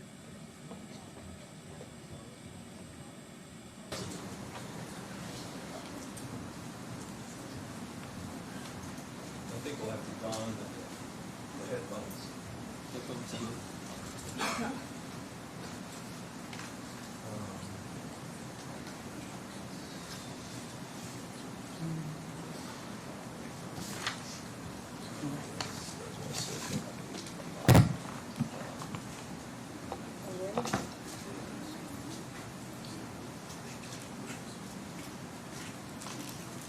Oh, really?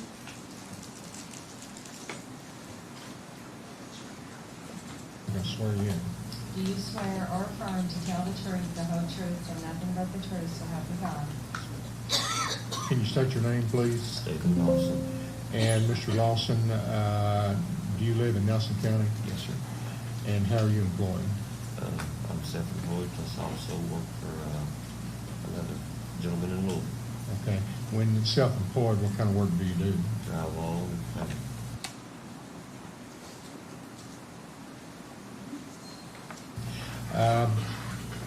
Where do you live in Nelson County? That'd be 149 Sycamore Springs. Okay.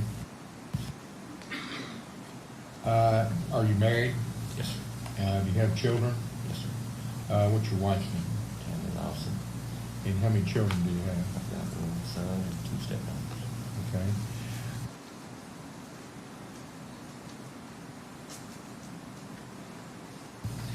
Do you currently have a telephone? Yes, sir. And what is that number? That's 1512-550-1604. And how long have you had that number? Oh, Okay. Do you have any other telephones, any other telephone numbers? yeah, well, here, I don't know how to check the number. I don't even know how to get to the number. Okay, is it a, you know what company it's through? It's just a track phone, something I use for work. How long have you had the track phone? 6 months. Okay. Recently, the police asked for you to turn over your phones. Did you turn over both telephones to them? No, all they want was that one. Okay, did you tell them you had a track phone? Mm-hmm. Okay. Would you agree to turn the track phone over to the police? I reckon if they want it.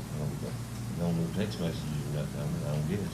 What do you do with it? I just, off and on, talk. Okay. So it might text somebody, but I Okay. And have you had any other telephones, let's say in the last 6 months, besides the 550-1604? actually, that's my wife's phone. Okay. And that track phone, have you had any other telephones during the last 6 months? No, sir.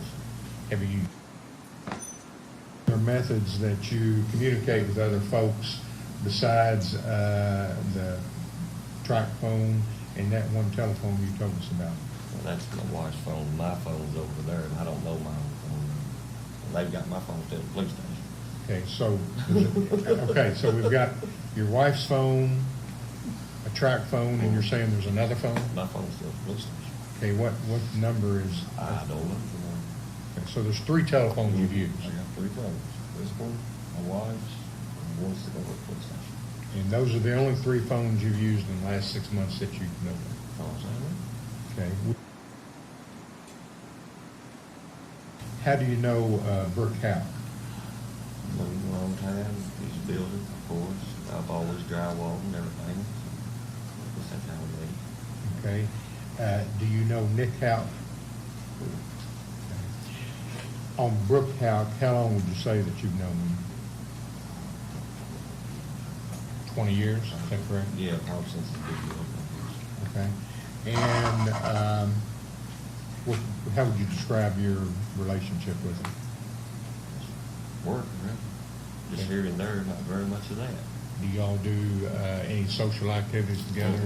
You ever go after work? Anything with him other than being in a, I guess, a contractor, subcontractor relationship? All we've ever done. How many times would you say that you've acted as a contractor or subcontractor for him? Well, to be honest with you, maybe a half a dozen times over the years. Over 20 years? Have you ever been regularly employed by him? No, sir. Is there any time, what would you say the average amount that he pays you to do a drywall project for him or whatever? Didn't do drywall, didn't Bobcat work. Bobcat, okay. Is there any other, besides Bobcat and drywall, are there any other jobs that you do for him? Frame my house up there. Okay. Besides framing, Bobcat, and drywall, is there any other things you do for him? When is the last time you did any Bobcat work for him? Oh. 2 months ago. And what was that? Out there at the golf course, he wanted me to skim some grass off of his lots. Said something about the homeowners association with Rosie County grass on there, so that's what I did. How much would you say you skimmed off of? Inch. Okay. Do you own your own Bobcat? Well, me and my partner used to have one, but I just said I was belong to him. Okay. Who is your partner? Jeremy Thompson. Okay. And when did the Bobcat become belonging to him? Okay. What were the circumstances for that? Had fallen out and he ended up with Bobcat. Okay. Did the falling out have anything to do with Brooks Howe or Nick Howe?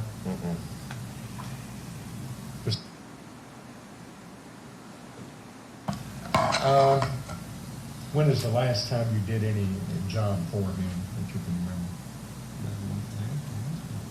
2 months ago, and that was the job skimming that off? That was the job skimming the dirt. Okay. Other than that job, what other jobs have you done for him? As soon as I got done with that, I helped him frame a house up. That's about it.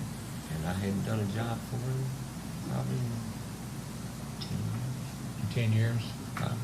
Except those 2 jobs? I was too high to sit on drywall beads. Okay. And have you had any other contact with him whatsoever other than those 2 jobs in the last 10 years? No, other than seeing him on the road. Okay, no other contact whatsoever? Yes, sir. Okay.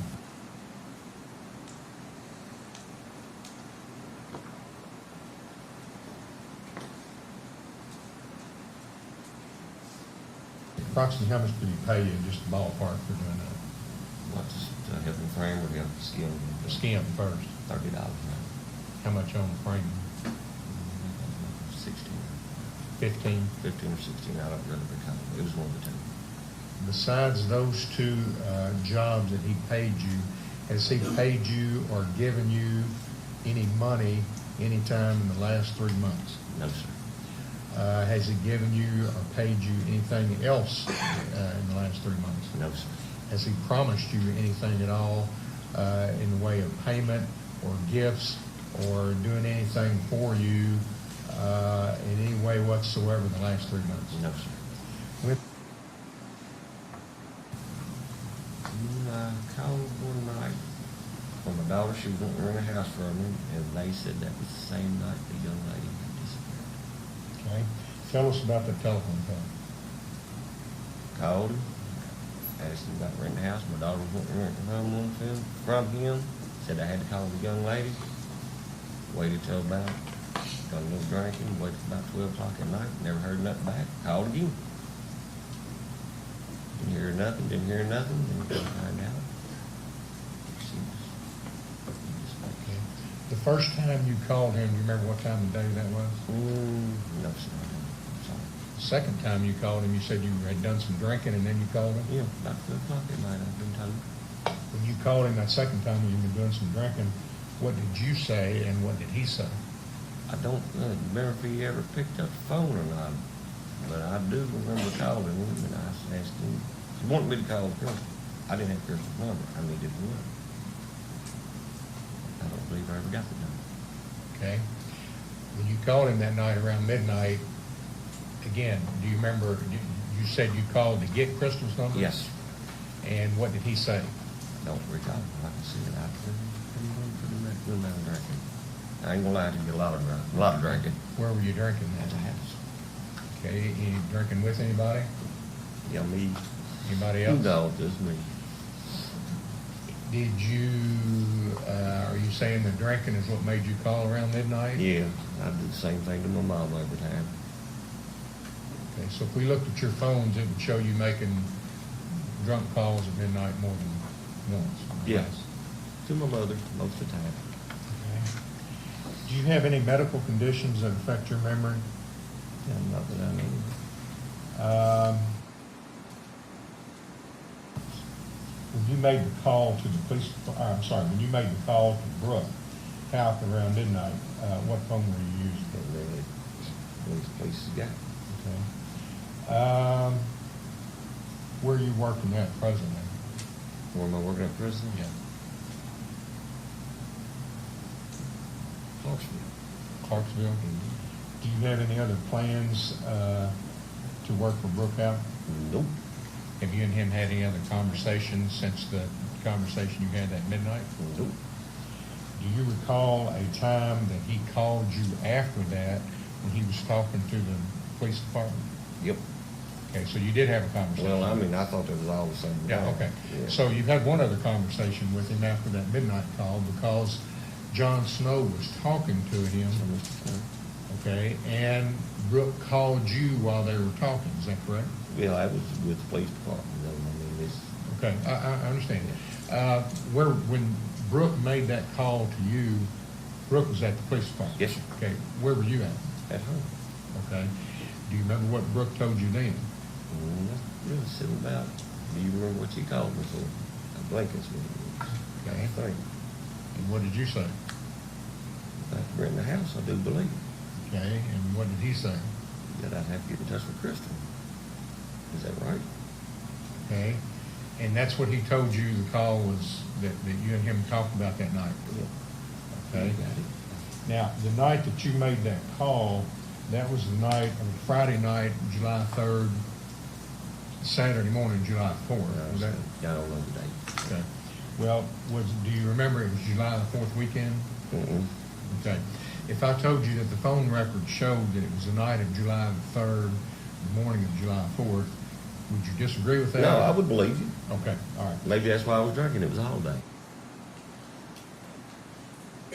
Okay. Now,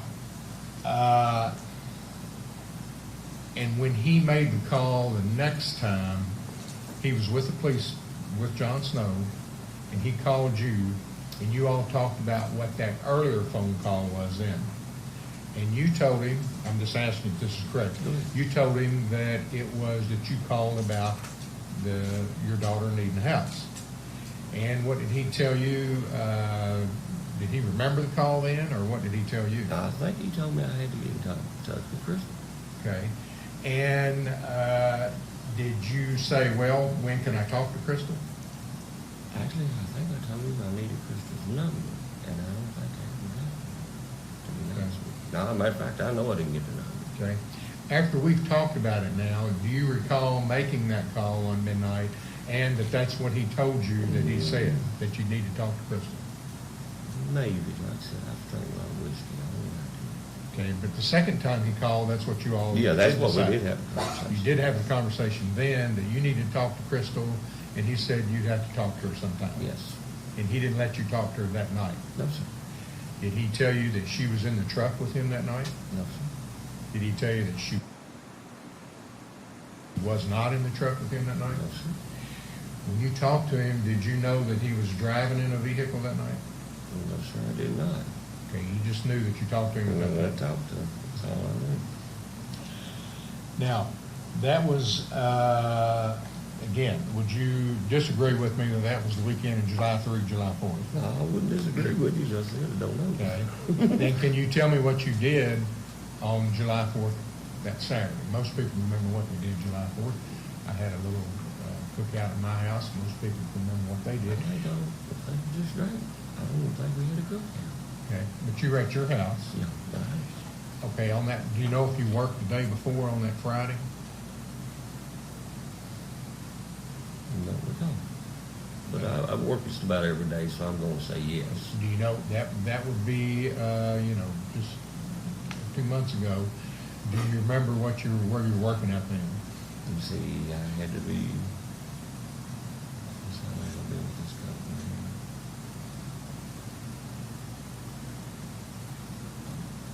No, I might have been working for this company I'm working for now. I don't know exactly how long I've been working for, but I can find out for sure.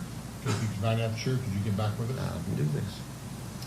Then on that Saturday, you said you made a call at midnight or a little after midnight. On that Saturday, July 4th, did you do anything with your wife and your kids and stepkids? Do you think you stayed home that day? Pretty much. Did your daughter ever rent a house? She tried to still rent one from me, and I told her not to. So.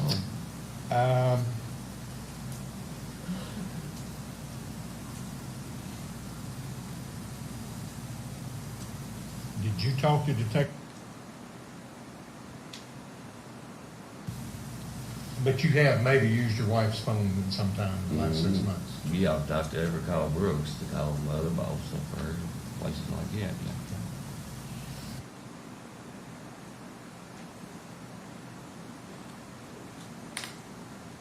Have you ever driven a car or been in a car, to your knowledge, that Crystal Rogers either owned or drove or was known as Crystal's car? The only truck I've ever been into was Brooks' truck. And when was that? She picked me up at this job, at this house, and drove to the other house, same place. How long ago would that be? When I was doing the Bobcat.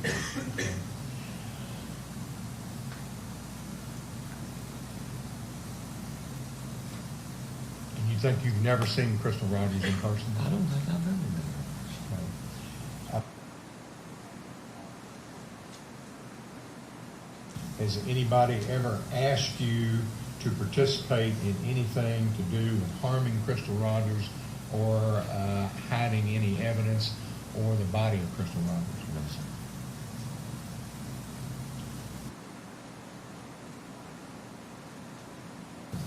And so when was it you were in this front?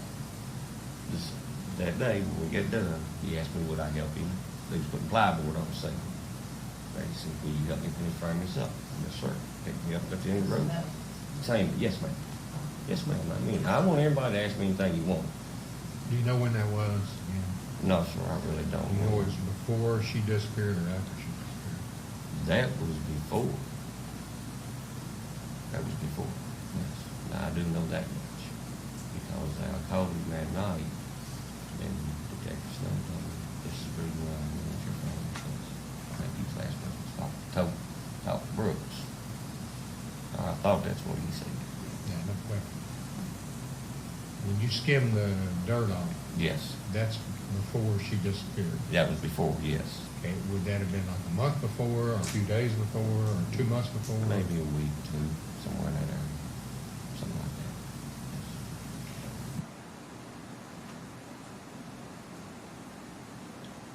Did he pay you with a check or? Hey, cash, young lady. Believe it or not, was surprising. I figured somebody like him would always write a check for tax purposes, in my opinion. When he paid you before, did he pay you with a check or cash? Cash. Every time he paid you, would he pay you with a check or cash?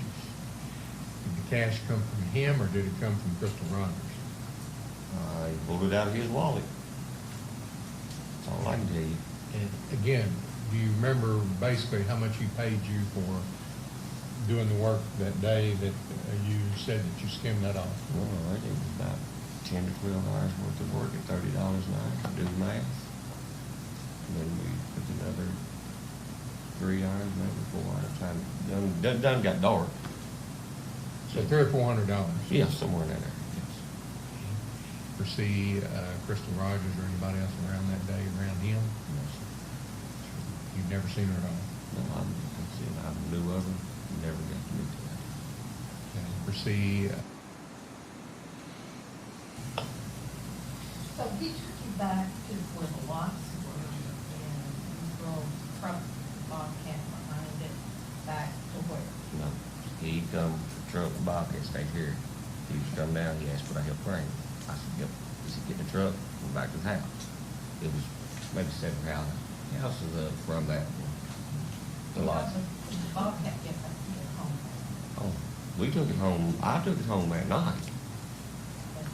Yeah, well, I took my own Bobcat home that night, yeah. You did? Yeah. And you took it back to your house? Yeah, well, I actually took it back to Thompson.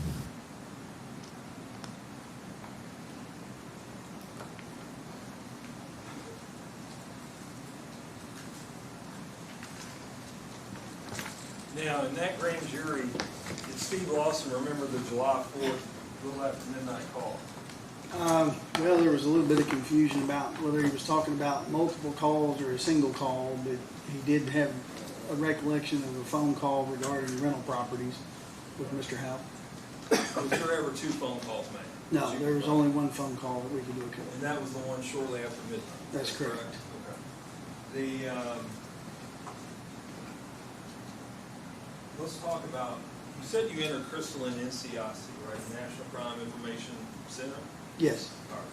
And that would alert you if she was ever stopped by law enforcement, when they run their driver's license, they pop up missing person or whatever, and they know to alert you, is that correct? or social, or name and date of birth, any of the combination of those things. So, what other systems did you list her in? So in the eventual of the case, we listed her in the Violent Crime Apprehension Program, which is run by the FBI. It's a database for potentially victims of violent crimes, for if they've been located, somebody that's unidentified or something of that nature. So you list her particulars in their height, weight, eye color, hair color, any tattoos or distinguishing marks. Also in the National Missing and Unidentified Persons System, the NAMUS system, which would also, if you are an investigator in another jurisdiction and you locate an unidentified deceased person, that is one of the areas where you would go to look for anyone who fit the description of the individual that you've located. Did you receive anything fruitful in the last 10 years? Have you received anything fruitful out of those systems? No, I can't speak for what happened after 2019 when I retired, but nothing came in from any of those databases prior to my retirement. What about any information? Do you have any relevant, not relevant, but credible information about her? As to her whereabouts, no. All right, we're all able. Has there been any indication, whether it be electronic footprint, arrest, the people had seen her, that panned out within the last 10 years? No, not to my knowledge. There's been no indication of her existence beyond that night on the 3rd of July, 2015. And I heard you in an interview, and Steve agreed with you, Mr. Lawson agreed with you, the defendant, that you believe she's deceased, correct? That's correct. Now, I got one last question. Why were you so focused on what happened late the 3rd and the 4th? Why did you focus in on that so much as a detective? Well, there was no credible information that she ever made it home. All of the information that we had ran us up until the time that they went to the farm, and there was nothing beyond that that led me to believe that she was at home. I think you said you had a witness that saw her leave the house, correct? Yes, her daughter. All right. Was there anybody that saw her come home? No. Do you have any proof at all, anything that she did come home? No. Judge, I don't have any further questions. Let me I see. need to do one thing. I need to introduce exhibits 20, 21, 22, and 23. Any objections to exhibits 21 through 23? When we approach, I'll tell you my objection. Sure. Come on down. Fran, if you could hit the...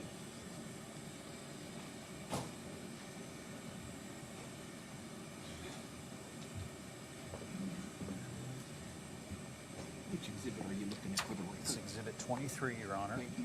And if I recall correctly, Shane, he only focused on one He thing. did. The rest of it's kind of, I'll be honest, I can block it out. Yeah, but I would. There's just ask nothing that it on be there blocked that's out. prejudicial or anything. Right, It's and so what I don't want to have happen, of course, is these jurors get that back there and they start No, looking it's at fine. this I'll- stuff, and it's, so, Make sure We're my about to microphone. finish for today. Let's redact it. And I'll take care of it, yeah. with that, no objection, if it's redacted. I'm sorry to interrupt, Judge. I went and looked for the cases because I was sitting there while that was playing. Shrinkshire is the primary case that talks about the rule of completeness as to the defendant's statement and portions being played. As long as those portions are not edited in a way that would change the Yeah, we'll meaning take of a what picture was of it. said. You want it? I'm sorry, I can write it down for you. Yeah, but as long as it doesn't change the meaning of what is said, then the Commonwealth is free to play whatever portions that they desire, and the defendant cannot play the entire statement if it hasn't changed those portions. It hasn't changed the meaning of those portions. So if you said, I shot him in self-defense and I took out the self-defense, obviously that changes the meaning of that portion. Yeah, we'll appreciate it. If you just get that back to me, and I'll take a look. And just for the record, I have made a copy of what was played. Okay, I put it back in evidence, so we're not taking it with us. Okay. Then we will compare that tonight with what the full thing was. Make a copy of this, review the case law, and come back tomorrow. And if we have any objection or we want to attempt to introduce something, then we'll do it in due course. I was going to tell the jury to be back at 8:30 in the morning. Is that okay if you start back at 8:30? Will we need to take up anything in the morning, or will we just ready to start back? Not unless I don't have a witness. I think the only thing we do, and this is not the issue with the Commonwealth, we had subpoenaed several witnesses that were noticed to be here on today at 9 o'clock in the morning, and we never really addressed it to start the trial. I don't know whether I assume they've left. I did see Charlie and I saw Well, yeah, Amber Bowman. Amber Bowman was not left. Miss Bowman did. Why don't I let the jury go home? Yeah, sorry. Let's take this up. Let's get this out here and call it Give me that thing, Brandon. Fran, if you could turn on the copy of this. Make sure. Ladies and gentlemen of the jury, we're going to let you all go home for the day at this point. I know you're glad to hear that. I want you to remember the same admonitions are still in place. You're going to get tired of hearing me say this. But do not discuss this case among yourselves. Do not let anyone discuss this case with you. If anybody attempts to discuss this case with you, I need for you to immediately report that to me. You're not to finally make up your mind about the case until all the proof has been presented, you've received the instructions from the court, and you've gone to the jury room to deliberate. I know when you go home tonight, most of you probably have a spouse or a child or somebody living with you, and they're going to ask what you got chosen for today. Just tell them that Judge Sims said it's classified and you can't talk about it, okay? And if they try to talk about it, they know something going on, tell them, stop, I can't hear anything about it. Please do not look at any stories that's in the media about this. Be careful watching the news tonight because it could be on your news. So just try not to go out of your way to make sure you don't do that. Don't do any type of investigation. You'll come back in the back side of the courthouse again tomorrow. Be back in the jury room at 8:30 in the morning. Does anybody have any questions before we let you go today? We'll see you guys in the morning. Thank you. I'm going to go with the baby.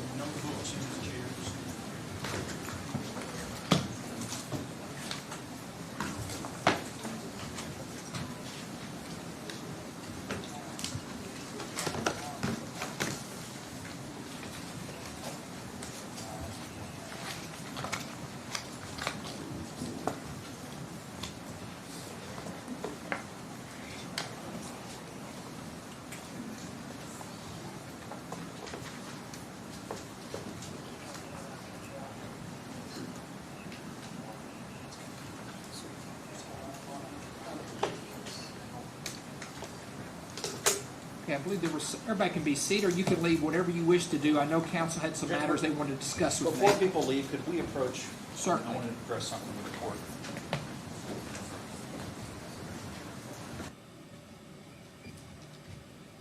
Judge, and I believe that you were going to take that. Yes, thank you. Okay. Okay. I will say this before I say what I'm getting ready to say. It may, where's that order? This was rehearsed beforehand, Judge. It's in here, I promise. Okay. All right. You issued a court order on, like it was entered on 5/13 of 25. Okay. The order is pertaining to media, court security, and courtroom decorum. And one of the specific things that you ordered was, where's that? I think it's on the back page. On the back page? Okay. All right. And again, when I say this, I know that it may come off initially petty, but I want to put it on the record and ask the court for guidance on this. And if you read number 9, the proper decorum shall be maintained to ensure a fair trial and to assure that there is no improper influence of the jurors. As a result, the following shall be prohibited in the courtroom. Any clothing which expresses a message related to the case. Any signage, banner, poster, button, or similar expression, or similar item expressing any view about the case. Here's what I have looked on the internet and discovered. It's basically Team Crystal. Their color is pink. And when you wear pink, you are indicating that you're on Team Crystal. And you are not, Your Honor, nor am I. But we have one of the prosecutors wearing pink. We also have multiple people in the gallery wearing pink. And again, I know it may sound... I guess when I look out there, I only see 4 people wearing pink. And then there's a gentleman, 1, 2, there's 3, 4. I see at least 8 or 9 of them. And again... I guess it depends on what you define as pink, because some look orange to me. Do we really think that it was just random chance that they wore those colors? I don't think that the answer... Okay, well, I guess it's not saying any type of message on it, and as long as the Commonwealth doesn't get up there and say, are you all wearing a color for some reason? If I'm on the jury, I myself didn't notice any color scheme or anything myself. When I look out there, I do see some people in pink, but it's not like a UK game where I see everybody in blue, or a Louisville game with everybody in red. I completely understand, but with a UK team, you know that blue is their color. Why? Because they've been around for a bazillion years, and everybody knows that there's license plates and everything else. If you look at the internet, you're going to see that Team Crystal is pink. And I know it's not been around for a bazillion years, but the idea This is is that the they're. first I've heard of it. So I understand. I'm bringing it to the court's attention. I'm not asking you to do anything at this point in time. If we see additional continue. You said 8. I just don't see 8 out Yeah, there.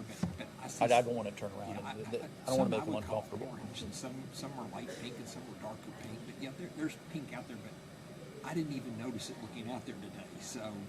And what I don't want to do, Judge, is call attention to it and make it even worse.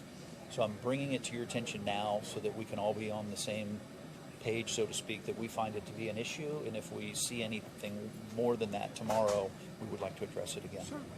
Well, they shouldn't be looking at the internet to look up Team Crystal because you've admonished them not to I've look tried. at it. And I've been involved in this thing a lot less than you have, and I've never heard anything about Team Okay. Who said that the pink is the color? Where's this? We found that on the internet. I can go find it and bring it to you if you'd like me to. You don't have to. I'm just wondering who.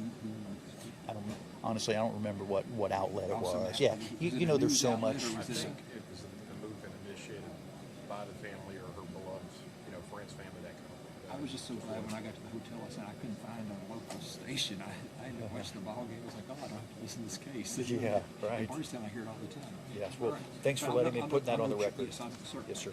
Is there was something else we were going to address when the jury left? Well, it was the witnesses that have been subpoenaed, and obviously this isn't an objection or anything substantive as it relates to what's occurred today, but we have a few people that were subpoenaed, and the subpoenas that indicate May 27 at 9 a.m. And they didn't show up? No, I believe I don't Charles know. Miller I was haven't here. been out there to look for I believe Amber anybody. Bowman was here. I believe Justin Hall is here. But I also heard the Commonwealth say Justin Hall is somebody you all were going to call too, so I'm sure you all jointly. And I'm not worried about Mr. Hall, because Mr. Hall's in routine contact with Well, and everybody. I talked to you about Snelling. I Yeah, told you I'd yeah. call. I was going to call. Is there somebody you want me to bring in and recognize? Well, back? there's one person we have a bit of controversy with, and that's Thomas Jett. And I'm familiar with Mr. Jim. I've seen him before. Well, I got one that I may be having an issue with. I don't know yet, and I'll have to let Your Honor know in the morning. Well, and I'll just put the court on notice now, and I'll try to be very brief because I know everybody's ready to get out of here. We have a private investigator that approached Mr. Gent for the second time, provided a subpoena to him. Mr. Gent said, you don't have the authority to issue a subpoena against me, which he does, and proceeded to walk to the car with our private investigator and throw the subpoena in the trash, basically saying you can shove it. And so now we have the issue of... That would be indicative of some of the behavior I've seen from Mr. Jim. Yeah. So that's not shocking. So the court, the good news is the court is aware of Yes, I know Mr. Mr. Jent's Jent, antics. yes, So, yes. but we want to bring that to the court's attention Do because you we don't want- know what guidance we need to ask the court for. Do you want me to bring him in and recognize him to be back? Well, he's probably not here because I don't think he honored the subpoena, so we need to know what the court needs. If he's not here, you give me an affidavit, and I'll sure pick him up and bring him here. Oh, fantastic. You know, Okay. I've done that before. And same with Commonwealth. Somebody didn't show up, I'll get them here. I would assume Or do my best to get them here. you would consider what we just described as appropriate service. Yes, I think We have a recording of it as well. Yeah, as long as you can show me he's been served Yes. with proof of it. Very He good. wasn't here, and you can give me an affidavit that he wasn't here and he was served. I'll have the sheriff pick him up. Yeah, I believe Mr. DeVadre maybe filed the subpoena, but regardless, we have proof of it. So I don't think there's any returns of any subpoenas in the file that I've had. we'll check with Mr. I looked today, and there was neither side had returned any subpoenas. So I was thinking I was going to get it, but nobody subpoena. I was going to be an easy day. As far as the We're all trying to keep our cards in our mind. the swearing of a witness to return, if we do find in the hallway Mr. Miller or Charlie was here. I know he was, but here's what I don't want to have happen.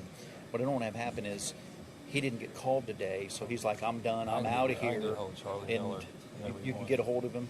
Okay, we'll take. Miss If you Bowman, want me to recognize anybody, I'm willing to do that. Yes, sir. Yeah, Miss Bowman's been very cooperative, so I don't want to. She had asked me what needs to be done. I indicated to her she'd been waiting around for 2.5 hours in a room by herself. I said, we'll call you back if we have issues with her. Obviously, we'll bring it to the court's attention, but I didn't want her to sit around for 7 hours. So you released her for the day then, basically? Yeah, and Okay. I apologize if I overstepped. I just didn't want Miss Bowman to sit in a Well, room by he herself for 2.5 hours. Making somebody sit in a room for 7 hours. Yeah, I just didn't want to. I thought it was. I Could thought it was unusual punishment. Well, and we had. Yeah, exactly. I just didn't want to be. I didn't want to be rude to Miss Bowman.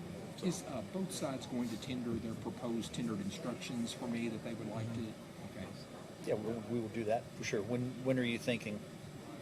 I'd like to at least see what you got before we you take up motions for directed verdict, things of that Alright. nature, what you got. I've got the form book and have gone through it, but I was Perhaps kind of. Thursday? That'd be would be great. I was just, appropriate. the conspiracy, there's actually one, but it's got so many blanks. It does have a lot of blanks. It's not I agree. complete, though. It doesn't have the Yeah. second part in it. This part only deals with the first part of the statute in Coopers. It's the worst drafted instruction in the history. When I looked, I was like, man, who came up with It this? does So, not deal with part B. It doesn't deal with part B. At all, so. yeah, it was very interesting, and it had a lot of blanks. So, Okay. there's It a lot is. for us to fill in. Yeah, that's right. Anything else we need to take up before we call it a day? I All don't right. think so, So Judge. have a good night. Thank See you in the you. morning. You as well. Frank, you can turn off the thing. Court's in recess until 8:30 in the morning. Thank you all. We need one. We need one.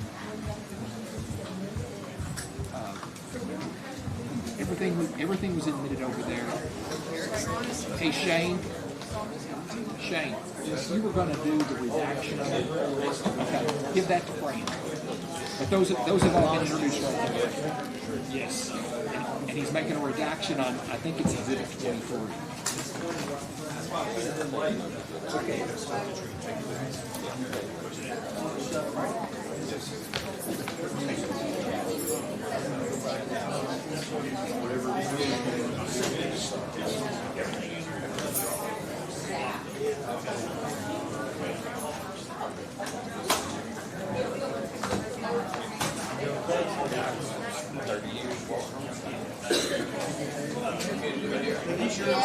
That wasn't in charge of it.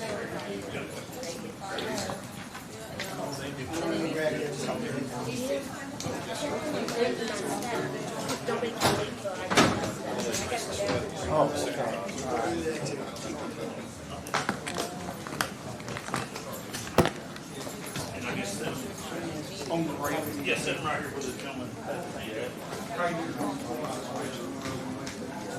You don't need to hit